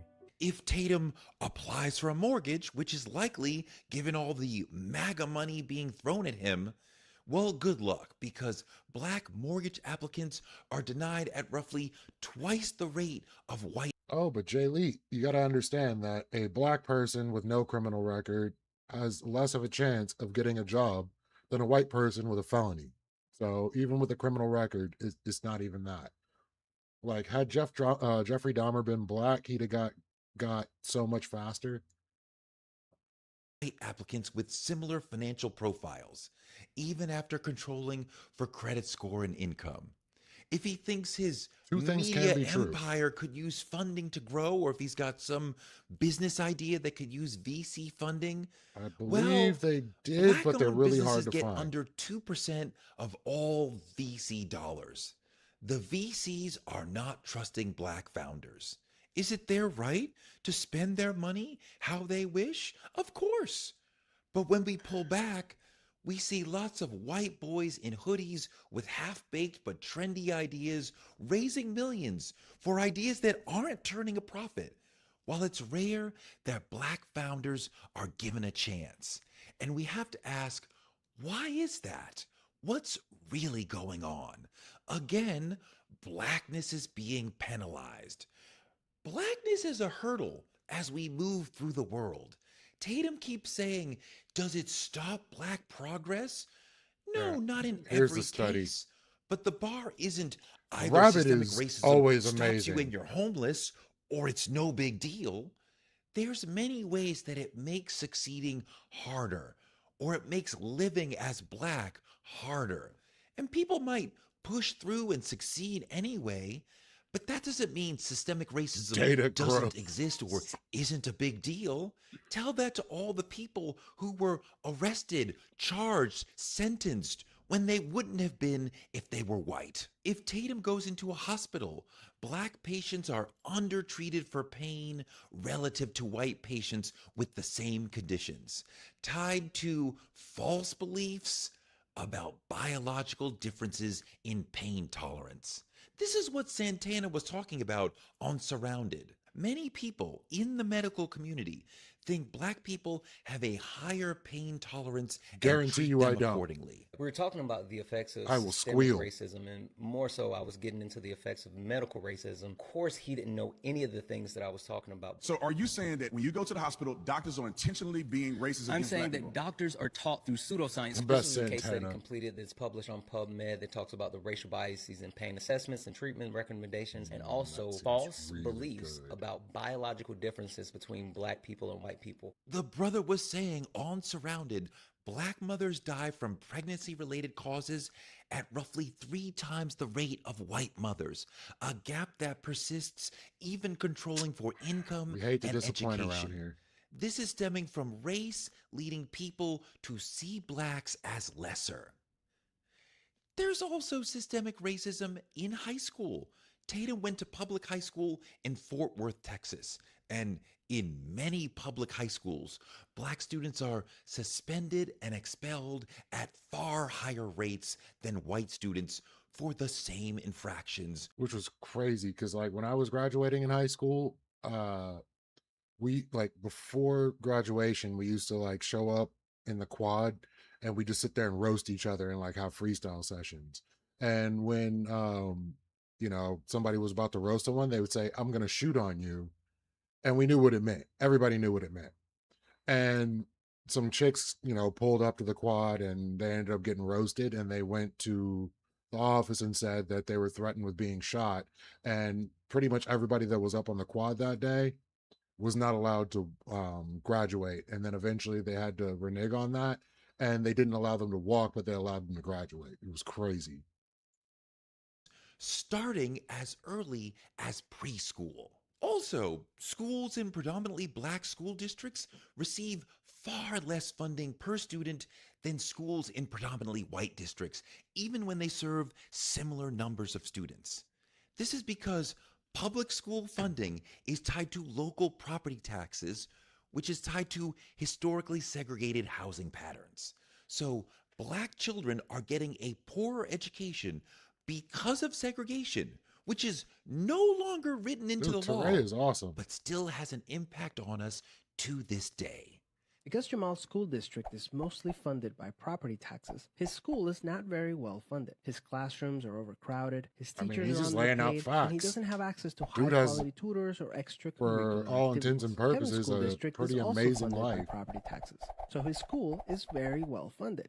His classrooms are never crowded, his teachers are very well paid, and he has access to high-quality tutors and lots of extracurricular activities. Kevin and Jamal live only a few streets away from each other. So I mean, come on, Jay Lee. Just being real. If you were born with one leg and knowing you had to run a race, saying that you're going to be able to run the race at a lower capacity than people that have 2 legs, for acknowledging it, you're a victim and the glass is half full, is just stating a fact.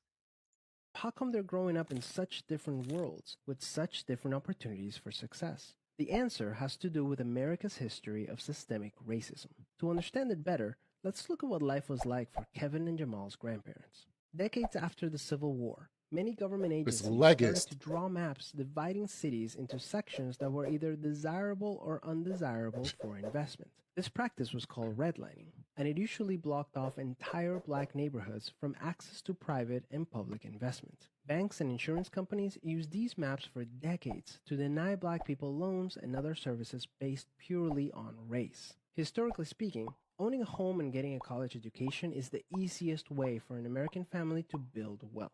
But the when Jamal's implication. grandparents wanted to buy a house, the banks refused because they lived in a neighborhood that was redlined. So Jamal's grandparents were not able to buy a home, and because colleges could prevent them from attending through legal segregation, their options for higher education were really scarce. Kevin's grandparents, on the other hand, got a low-interest loan to buy their first house and got accepted into a handful of top universities, which traditionally only accepted white students. This opened up a wealth of opportunities that they were able to pass on to their kids and grandkids. Even as late as the 1980s, an investigation into the Atlanta real estate market showed that banks were more willing to lend to low-income white families than to middle or upper-income African-American families. As a result, today, for every $100 of wealth held by a white Yeah, you family, got it, Mo. black families have $5.04. You can see evidence of systemic racism in every area of life. The Somebody disparities in has to family reckon with wealth, them. incarceration rates, political representation, and education are all examples. Well, not really. So they're saying that with less money, a white family could get a home loan over a black family. And there are certain areas black families could not get homes, as well as certain schools that wouldn't even accept black people into them. So already this puts you at a disadvantage going from the 70s upwards. So, well, 60s upwards. And so you're already at a disadvantage. There's no familial wealth built from having real estate. And most of your family wasn't able to get into school. So, unless they were able to get into a historically black college, they probably didn't get higher education. Thankfully, there were some entry level jobs where they could make some reasonable money, but they probably weren't getting paid the same rate. So, like, just screwed generationally. Examples of systemic racism. Unfortunately, the biggest challenge with systemic racism is that there's no single person or entity responsible for it, which makes it very hard to solve. There's no racist law at play. There's no Klansmen involved. There's no N-words being flung around as far as we know. But this is clearly a system functioning in an anti-black way, impacting millions of people, presumably also Tatum. Tatum would say, well, I came out of that and I'm doing just fine, so racism didn't stop me. And I would say, you're not doing just fine. Your knowledge of black history and your ability to grasp nuance are quite low. But just because you fought past a barrier doesn't mean there wasn't a barrier and it shouldn't have been there. There's all sorts of ways that black people are impacted by racism. Black defendants get longer federal sentences than white defendants for the same crimes with similar criminal histories. Well, see, that's the other problem, Rabbit. Up until, the great Satan Reagan got into office, all these poor white people were able to get college for free with government loans and government funding. So, that also went down the toilet because all of a sudden, when black people started getting the opportunity to go to school, we couldn't have that shit. We don't want an educated proletariat. Everybody down the toilet. And now white people are getting screwed harder than they ever were before. There was actually a lot of free college for white people and government loans as well. So, like, it just was what it was. Customers in retail stores are more likely to be followed around. Rideshare apps have shown more cancellations for passengers with black sounding names or in majority black neighborhoods. Some of these things may seem small, but as a black person, you may go through the day experiencing these sorts of moments and having an accumulation of spiritual pains throughout the day. I carry around a stress that white people don't have. I might get stopped by the police at any moment, and that could possibly end up with my death or serious bodily injury, and I may not be able to do anything to stop it. The idea that if we are nice and polite to the police, then everything will be fine is obviously garbage. I, like many black people, especially black men, live with a constant worry in the back of my mind that at any given moment, a situation could go left and I could find myself in a crazy moment with the cops through no real faults of my own. Black men get killed by the cops all the time. I'm far more scared of the cops than of the criminals. That's just one massive example. Yeah, so right here you go, Rabbit. So, free or near free public higher education was common in the United States before Ronald Reagan's tenure as California's governor and later as president. Many state college and university systems, including the University of California and City University of New York, did not charge state residents general tuition for decades. So you could literally go to school for free. And I don't see what's wrong with having more college educated people when many jobs are asking for some level of college education. So before, like, all of a sudden they start asking for bachelors to work at a cash register, you could have gotten a degree that you didn't even need. and been way better off. So like Reagan screwed everyone over, not just black people. He screwed white people over too.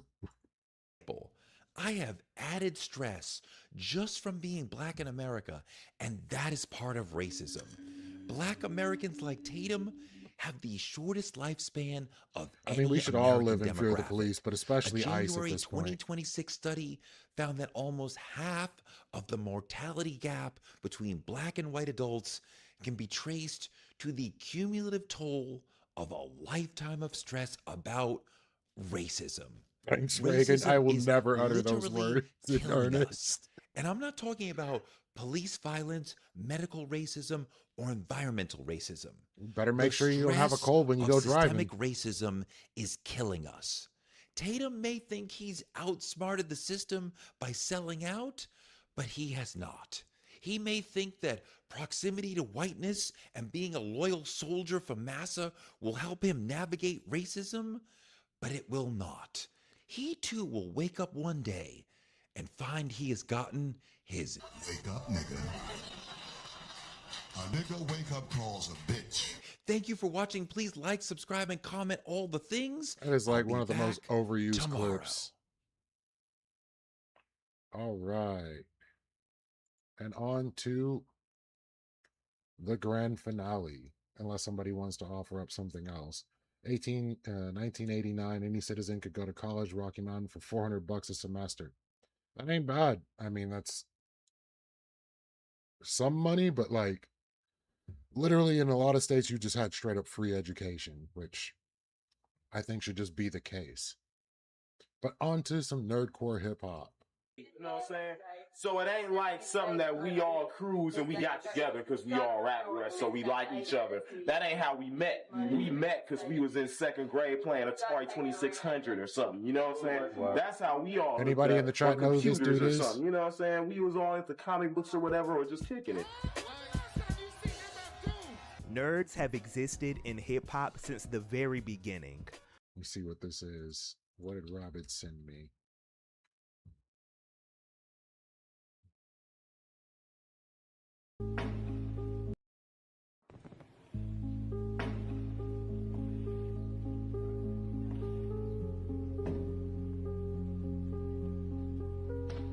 What is this dude's deal?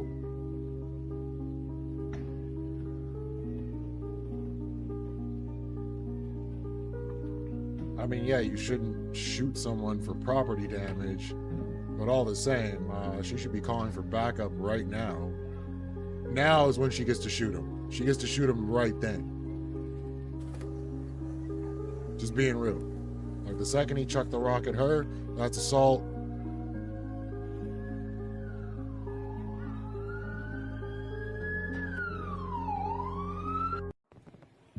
Yeah, she didn't even draw it down. What the heck?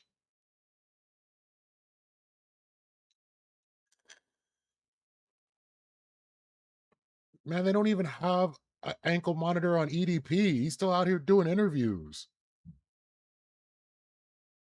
That's Canada? Ooh. That's rough.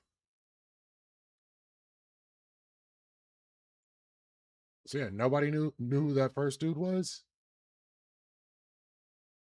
No one knows who this guy is?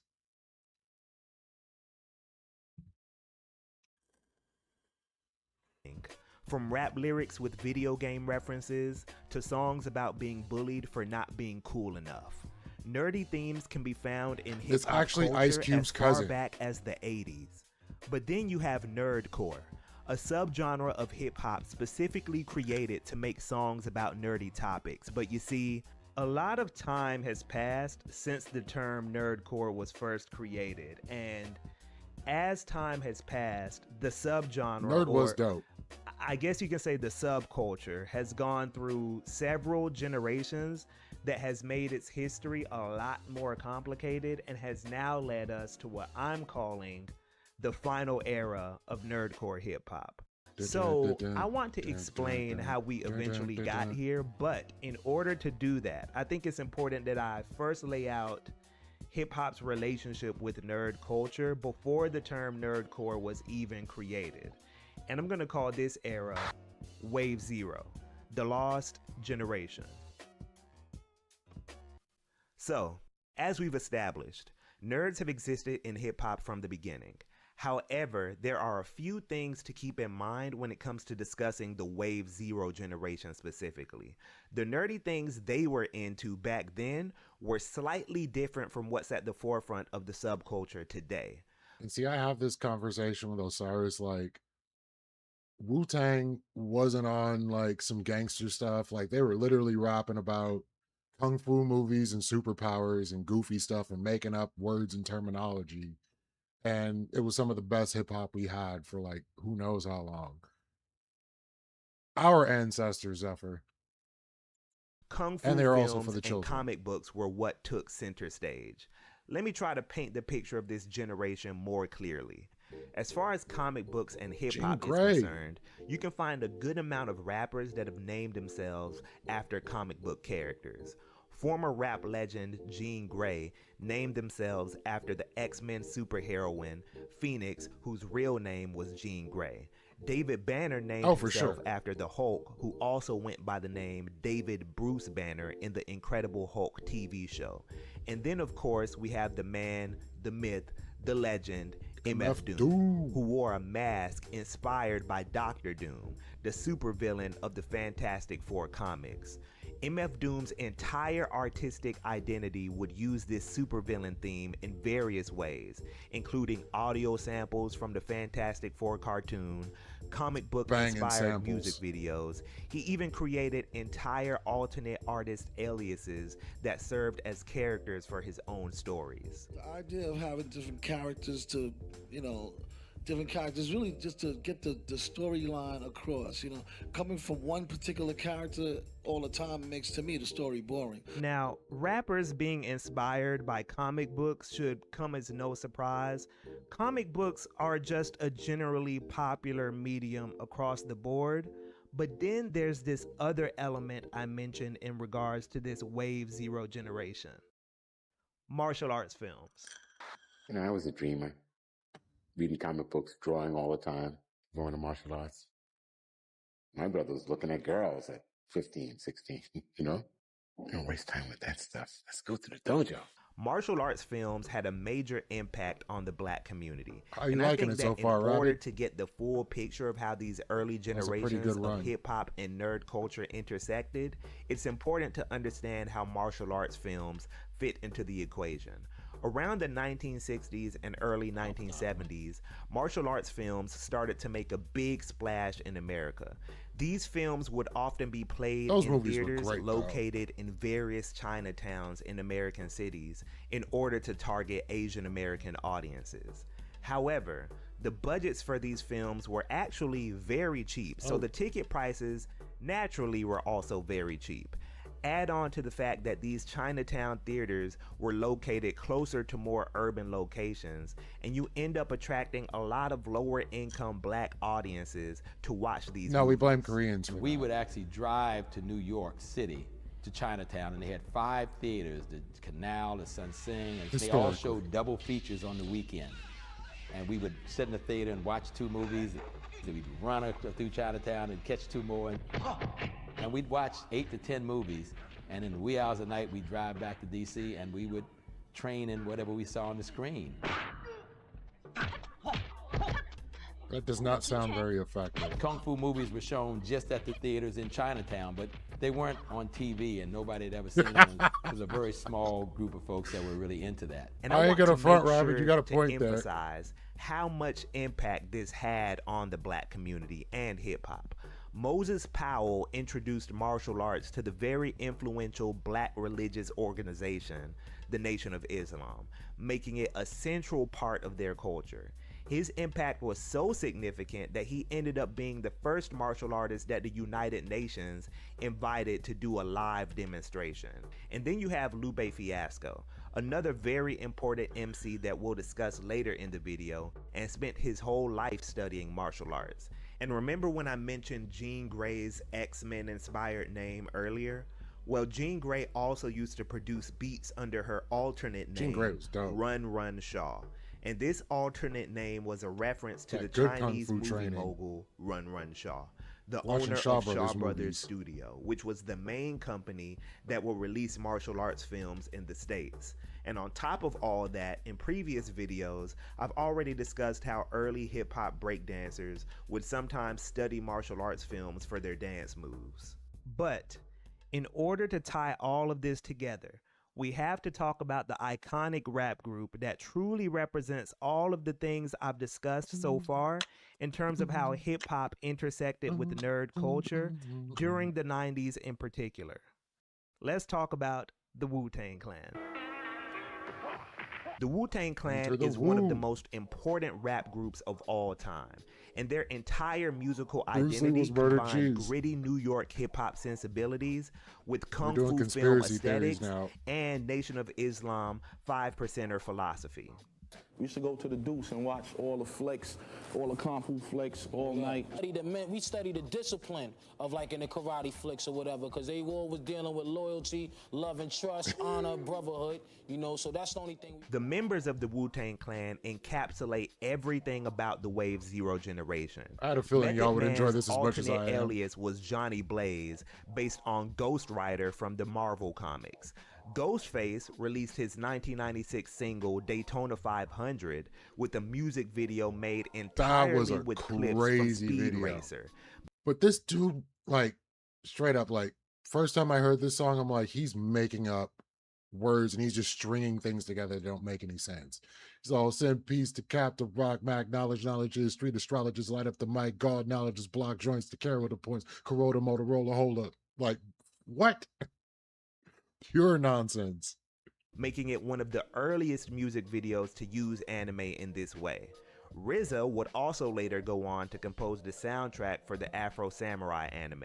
And then of course we have the Wu-Tang video game that released on the PS1 with its own custom controller and everything. I wonder how much one of those is worth. With all that said, I'm not totally sure if Wu-Tang would collectively identify themselves as a part of the broader nerd culture at the time, because of how seamlessly they incorporated a lot of these influences.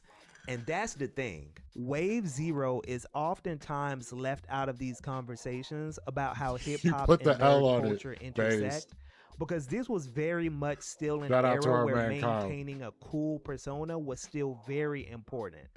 Any nerdy lyrical references or aesthetics were mostly used by this generation as a way to add texture to their coolness, not to reject it.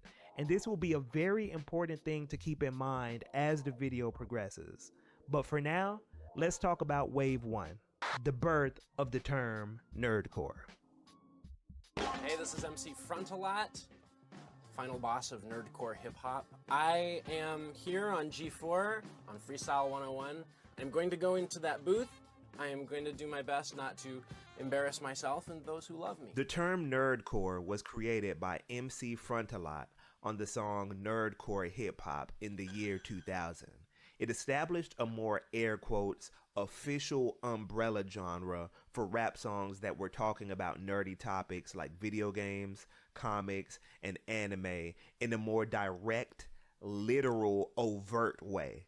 Think more on the nose and less subtle, basically. That music video is disturbing. Now, MC Frontalat and the birth of nerdcore as an official genre has been discussed at length already in videos and documentaries like Nerdcore Rising. So you don't need me to retell this history for the 100th time. However, even though Frontalat is known as the artist who started this more overtly nerdy subgenre of rap, there's an artist that I think doesn't get discussed enough as the true link between the Wave Zero and Wave 1 generations of nerd culture and maybe hip-hop. a little bit. And Del the Funky Homo Sapien. Dreamcast if you play video games. Otherwise, you puzzle.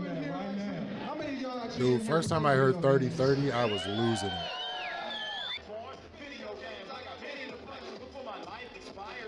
Oh, Anderson Burris? That dude is a menace. This is Del the Funky Homo Sapien, a Bay Area rap legend, performing his song Proto Culture at the Sega Dreamcast launch party. And see, like, that already is a dead giveaway. You name the song Proto Culture, you're watching Battletech. as a kid. Like that's coming up. But like a lot of people don't know, he did Deltron 3030, and the same producer that was working on 3030, which was Dan the Automator, was also working on the Gorillas at the same time. And that's how Del the Funky Homo Sapien ended up as the guest rapper for every track where there was rap on the first Gorillas album. And then he just never showed up again. He didn't This even know he song was on the album. very unapologetically about his love for video games, with mentions of RPGs, Mega Man Legends, Nintendo Power, and a bunch more. It is not subtle. It isn't low-key about its references. The entire song is very overtly about his participation in video games as a hobby.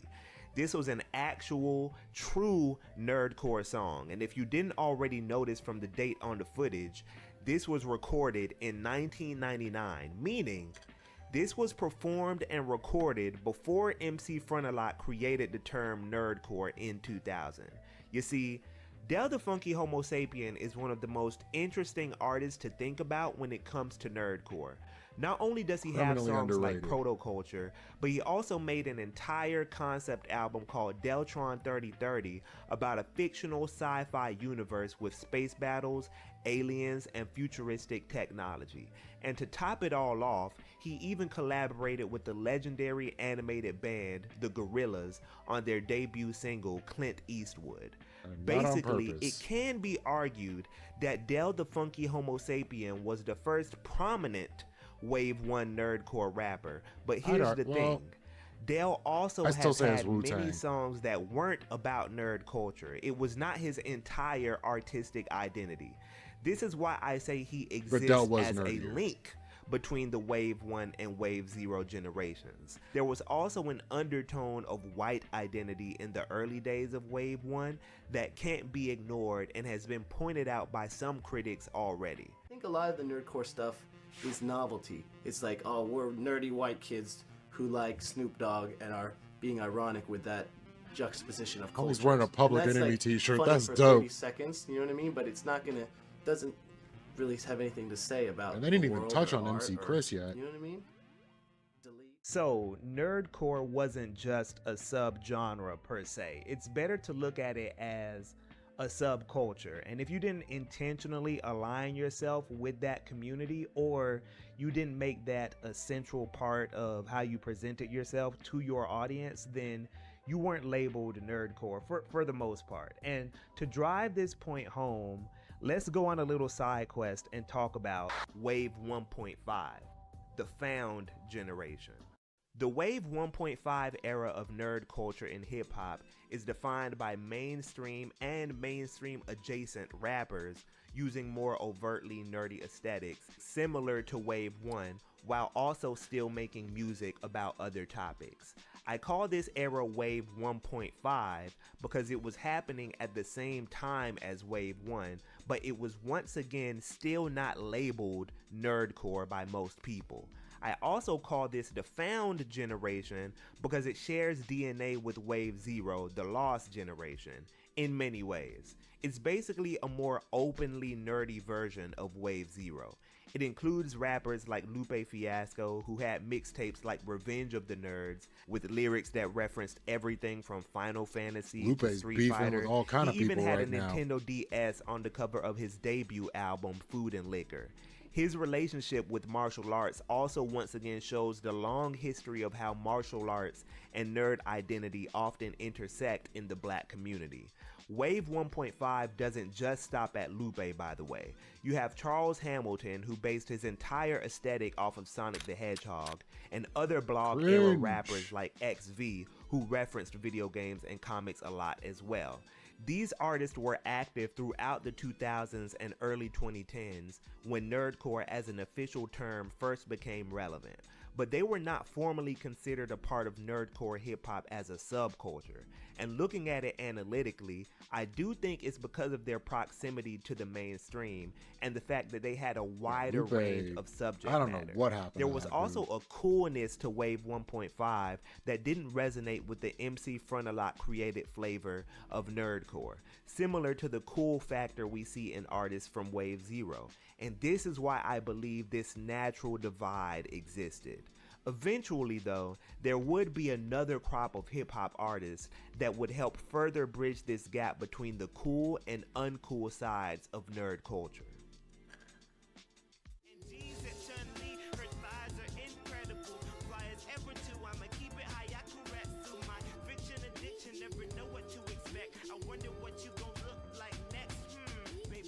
It's got to be him because he's playing the songs. This song is called Cosplay Girl, released in 2010 by Joan. It went viral when it released and was actually the first hip-hop song to talk about cosplay in this way. Yes, the first. There were some songs that came later and were bigger, but this was the first one. And oh yeah, if you're new here or you haven't guessed it already, the person who made this song is actually me. You see, when this song first came out, it was everywhere by Farside by t-shirt. 2010 standards, at least. Thousands of views, covered by big name gaming Much sites. respect. But I did not make that song with the goal of becoming a part of the nerdcore genre. For me, it was just one of many topics that I wanted to make a song out of. I saw myself as an artist with range and didn't want to be boxed in. And then I also noticed that Wonder how some that of the worked out people for who him, 'cause were I'd fans never of heard that of him. song would say things like, I don't care for hip hop, but I love this because of the references. and to be quite honest, I didn't want that to be my main audience. So to avoid this, I pivoted and intentionally did not make a lot of songs that overtly referenced nerdy topics. I'ma drink this whole soda even if it tastes. She chilling on the couch on her phone leg. I'm playing Blaze Blue, it's 2G, that means I'ma keep on rocking. I knew that I was missing Not out bad. on an entire audience that I could have capitalized on, and that was okay. But I now existed in this weird in-between space where I was known as a nerdy artist that was adjacent to the nerdcore space, but still had air quotes, cool sensibilities. It's hard to say how my trajectory would have changed if I had capitalized on the opportunity to be a full-blown nerdcore rapper. But there are other artists who were Probably active did himself a around this favor. time that actually did lean into nerdcore, and their stories played out very differently from mine. Let's talk about Wave 2, The Second Coming. Wave 2 is probably one of the more difficult eras to pin down because it was happening alongside Wave 1 and Wave 1.5, and it intersects with those waves in a lot of ways. But the way I like to describe it is that this crop of artists were the second generation of rappers to intentionally use nerdy themes in a more overt way. They were mostly black. There was a major emphasis on video game centric themes specifically, and they were willing to engage with the I don't care for hip hop, but I love the references audience, but to varying degrees. And one of the biggest examples of this is one of the most quintessential artists of the Wave 2 generation, Mega Ran. Thank you for sitting down with me, man. I appreciate it. I'm looking forward to it. First of Fister. all, just let everybody know who you are, man. I'm Mega Ran. Gotta hear them and, bars. Teacher, rapper, hero, podcaster, creator.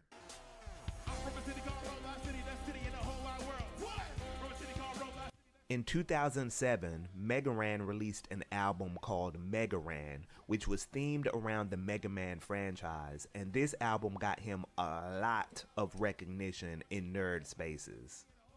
Initially, I started working on this album in, I guess, sometime in 2006. And then as I was finishing it, I realized that it was close to the anniversary of Mega Man. Mega Man began in 87. And so 07 was the 20th anniversary. So I was like, oh, well, let me, try to finish this up and get it out by the anniversary date. And I feel like it started moving a little bit. I put out a free version. See, back then you would put your music on like a, illegal downloading site or something. You would kind of leak it yourself. It started picking up some traction, going on some blogs and things. And then it got reviewed by IGN. And immediately, almost after the IGN review, I get a message on my socials from Capcom. Heard you're doing this Mega Man project, and I'm like, oh boy, like That's biz. yeah, because I love Mega Man, and this is just a dedication project, and blah blah blah. Just a fan, fan thing I'm doing. And they were like, oh man, well don't worry. Like, it's not like we're going to shut you down or anything like that. Like, we actually think it's kind of cool. Capcom was so impressed that they collaborated with him around the release of Mega Man 9 in 2009, giving him full permission to sample their songs for the release of a new Mega Man themed mixtape, Mega Ran 9. But it doesn't stop there. And next thing you know, Capcom emails me back and they're like, yeah, That is man, we pretty love what dope. he does. So we're happy to give you a free exclusive worldwide license. And I've heard some newer to Mega Ran stuff. utilize Like, our, it's our not bad. tunes and things. Well, he's And got I'm stuff like, that my wow. kid can actually listen to. And I was like, is this like the first time this has happened? And they were like, yes, this is kind of the first time this has happened. And the success stories of Wave 2 don't just stop at Mega Ran. You also have artists like Samus. Samus released her Metroid-themed album Mother Brain in 2012 and garnered attention from the nerdcore community and even Mega Ran himself. But after the release of this album, she talked about her struggles with being pigeonholed by the term nerdcore. I would see the ways that blogs or other things would like talk about my music. Here's up and coming nerdcore rapper Samus. I didn't like that that label was just put there. I felt like it pigeonholed me and it glossed over the way that I mean, talk female about rappers broader got it social tough no issues. matter But what. at the same time, I would never Especially be if they're trying to foolish or survive naive on enough to bars. believe that it hasn't been instrumental in my success. When I go on tour, Navigating this newly created nerdcore subculture while still wanting to be a well-rounded artist is a consistent through line that I've noticed among the Wave 2 generation. Yeah, so I don't label my own music nerdcore per se, but I could see how people would, some people would say that I was one of the pioneers of the genre because of the nature of the songs that I was writing at the time, at least the songs that I was releasing online. Ladies and gentlemen, sailing straight on the I go by the name of That's Super Street Fighter 2 Turbo.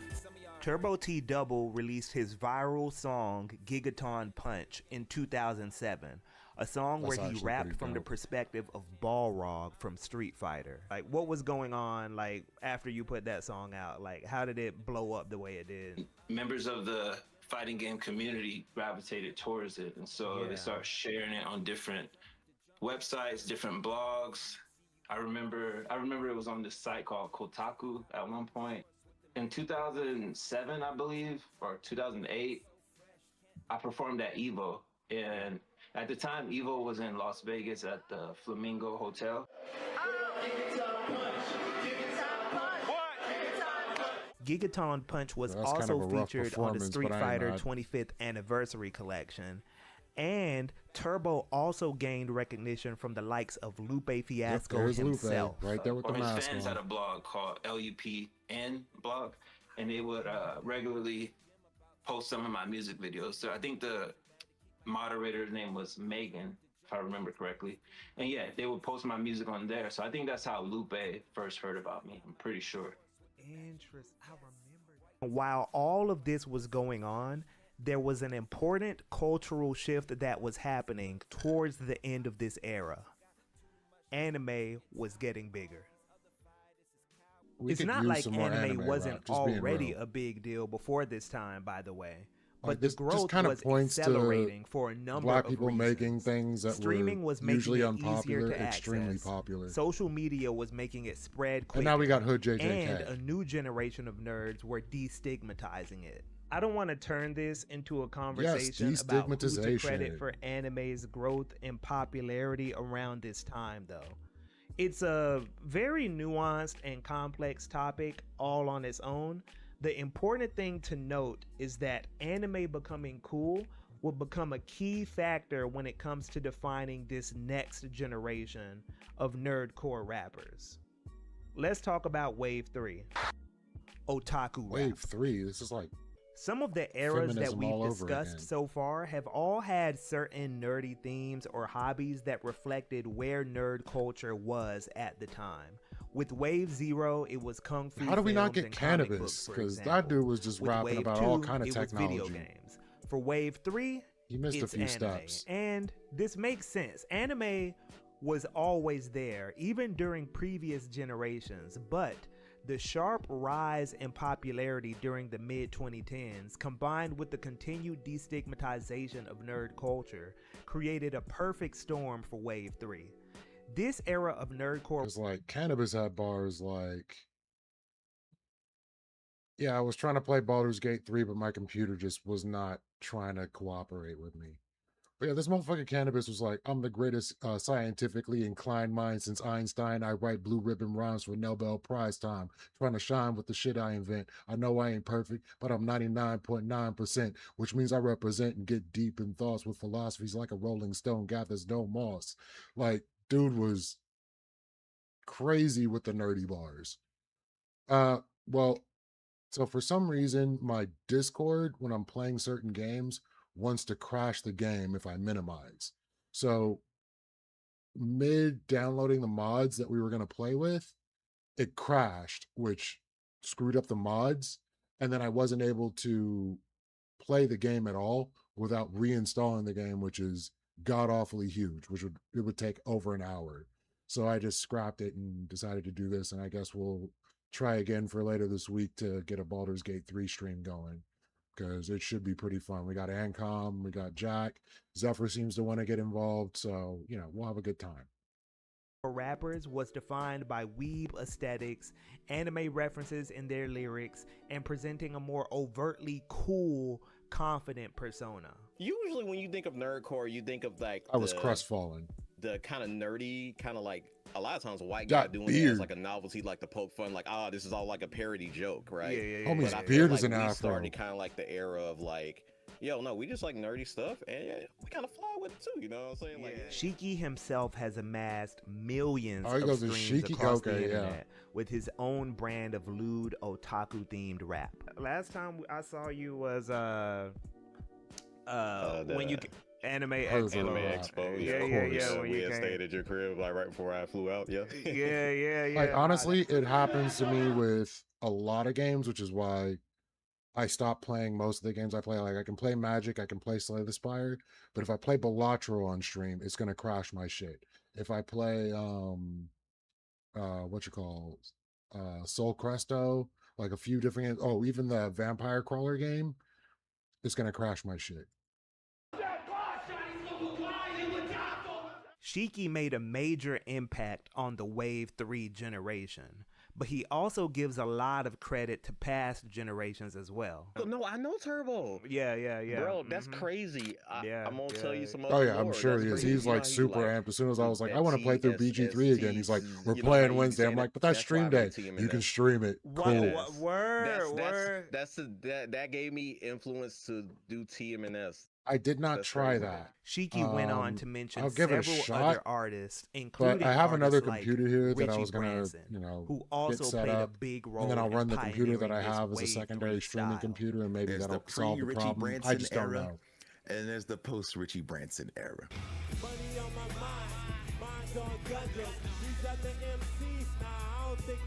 Now, if you're familiar, Richie Branson is a nerdcore hip hop artist that maybe started in maybe the 2010s, making hip hop music with a nerdier edge, inspired by anime, video games, comic books, but also bringing a level of, I think, cool and swag that wasn't necessarily there before that.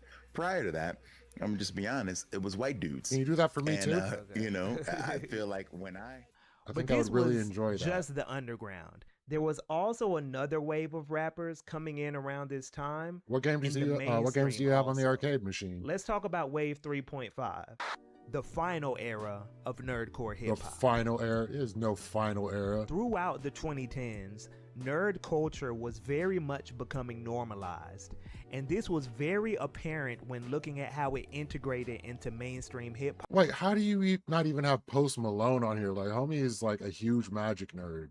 I'm sure he has some bars in there about that. Like, the wave is forever. The answer is everything. Fair enough. I know I'd for sure be running the X-Men arcade game, Ninja Turtles, like all the base 4-player games, and probably Gauntlet. Yeah, get Gauntlet in there. Pop and mainstream black culture as a whole around this time. Lil Uzi Vert released songs like Super Saiyan in 2015. Meg the Stallion cosplayed as Todoroki from this is My what you Hero get. Now I'm sending you a friend Academia request. for Paper Magazine in 2019, and would later go on to release songs Does it have like the rolling Hot ball Girl. in the middle And for like speaking more Centipede? broadly about black nerd culture, the well-known content collective RDC World will go on to start Exactly. DreamCon, Back which then, has now like that's why like I kind of don't completely appreciate this dude's analysis, because like there were a lot of rappers that were just rapping about technology in general to begin with. Yes, that looked like a ball in the center. I'm like, this dude can play Centipede on this beast, and it's got the little thing for like Arkanoid. Oh, it's for Tron. Okay, yeah, I remember those on the old Tron machine. That is sick. And then it's got the extra button for like the SNK stuff. Yeah, that is a amazing cabinet right there. I'm not even gonna ask what it took to get something that elaborate. And it's different colors. You can play the Michael Jackson arcade game. They never released that on a console. Like the only way to play it is with a emulator for an arcade cabinet. That's crazy. And you can play the D&D beat 'em ups. Bruh. Oh, it's buggy. That sucks. I'm like super excited for something I'll never get to play on. blown up to be one of the largest modern anime conventions in America, while also serving as a space for black people with nerdy interests. They've even had Meg the Stallion herself attending as a special guest. So, where does that leave us? Why is this the final stage of nerdcore rap? Well, let me explain. Nerdcore rap as a genre. That was the one thing I liked when I went to Disneyland as a kid. Like Space Mountain was the shit, and they had an arcade with a Moonwalker arcade cabinet, and I would go from hitting Space Mountain to playing Moonwalker. Because for some reason that game was just visually amazing. Didn't even pay for it. Business has its perks. Started off as a subculture, Hubert. separate from the broader culture of hip hop. A big part of what made it work was the shared understanding that nerds were outsiders. But now we have mainstream rappers using more overtly nerdy themes and self-identifying as nerds. I forgot about There the is recall less on of the a Time stigma Crisis. around the label now. And when you have less of a stigma around the label, That's the sick. novelty of nerdcore becomes, well, less novel. It's harder to talk about how niche and quirky You're your giving me love for flashbacks anime right video now as I'm games watching is, flashback when loving those hip-hop things stuff. is more normalized. That I get to I'm experience getting is like overdosed getting on into like a new nostalgia. anime. I'm about to dive into Evangelions. I do Evangelions. And Evangelion even beyond is just bad. the novelty factor, a lot of just the bad. nerdcore artists that I knew during the 2010s have all expanded their horizons beyond just nerdcore. I feel like this movie is gonna be something that's gonna change. It's gonna be a successful movie, and I know this because the topics and the stories that we're telling in this film That is the life have right not there. really been touched on in this way, like in a truly authentic way. Is it That was why we had mall rats back in the day, like to have an arcade, and like I had a deal with some of the employees at the arcade where I'd kick them down some money and they would just give me tokens, and I would just chill there all day acting an ass on Tekken. But yeah, that was the good days of malls. Those days are over. Yeah, those mall rat moments will never be experienced by the youth. So many things the youth have lost out on. And we wouldn't spend any money anywhere but the arcade, maybe the food court. We're not buying actual stuff there. Jeez, a 7K bike ride. See, you got your exercise in, you got to hit the arcade, you're walking around the mall for a bit, and then you got to ride back. So that's 14 kilometers. That's over 7 miles right there. They call it children's family music. Family music? Kindie music, I've heard, because kids music that's indie. You got Grammy nominated congratulations on that, by the way, man. Like, Thank you, appreciate it. That's really wild to big. think about. I mean, That's, you yeah. could always make your own And coins. even with all that said, I was gonna say, it custom doesn't make some mean that we coins. won't continue to see new rappers that label their music as nerdcore. In other words, this final era should not be seen as a decline. It's better to look at it as a peak or a leveling out, basically. Hip-hop and nerd culture intersected in a more subtle, nuanced way during the Wave Zero generation. And in a way, we've kind of returned to those roots. You can be cool, you can be uncool, you can make songs about a variety of things, you can be a little bit nerdy, you can be overtly nerdy. Like, then you can make it all so without- that you have all the coins, and then people can't just play on your machine when you're not around. Hide the coin somewhere. Without being limited to the subculture of nerdcore, because at this point, all of that stuff is bigger than just a subculture of hip hop. It is the culture. It's just hip hop. Comment if you have thoughts. Nice. Support if you like, and subscribe to support. It's GK. Peace out. I think after that, we started seeing artists kind of embracing both, like your I like nerdiness being as able to well sit as here and do a the cool stream factor. And that has nothing to do with any of the debates I've had, as people make streams about the debates I've had recently. Although I was willing to go on Confluences and say slurs to Marte again, but it is what it is. A mass debater. True. See if I ever get better at it. And yeah, I guess I'll be doing it again probably this weekend. But if Horseradish doesn't hit me up, I'm not gonna be asking for it. And so now I think that, for better or for worse, nerdcore hip hop, you can't tell the difference between a lot of mainstream hip hop. A lone masturbator? Oh no, that's the worst.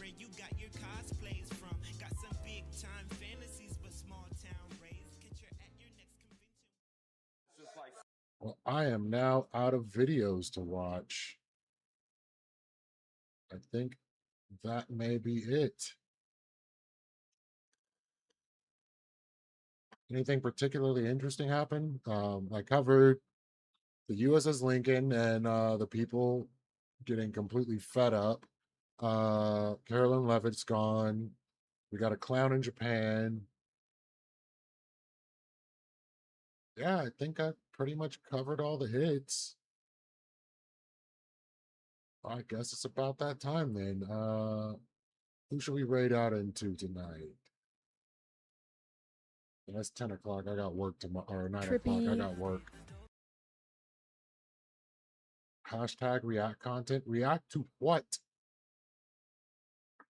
What do we react to? Dare say I've been reacting this entire time.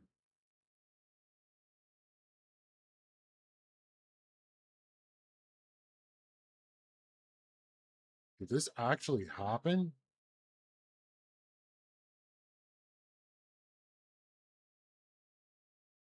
Channel on my server. I don't know if that's a good idea.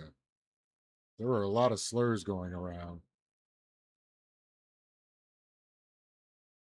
Okay, this dude's been catching a lot of hate. I am very unhappy Tappy Tappy is catching so much flack.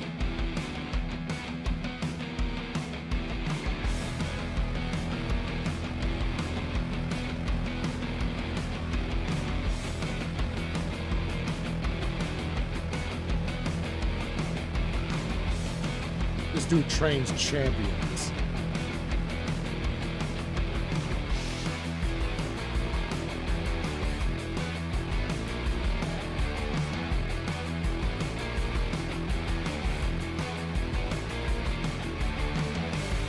He is amazing.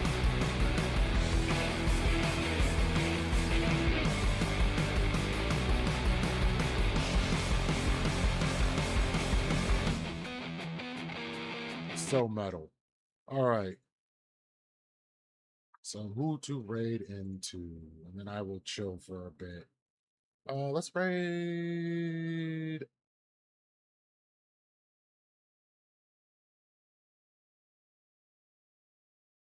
Pirate Empress.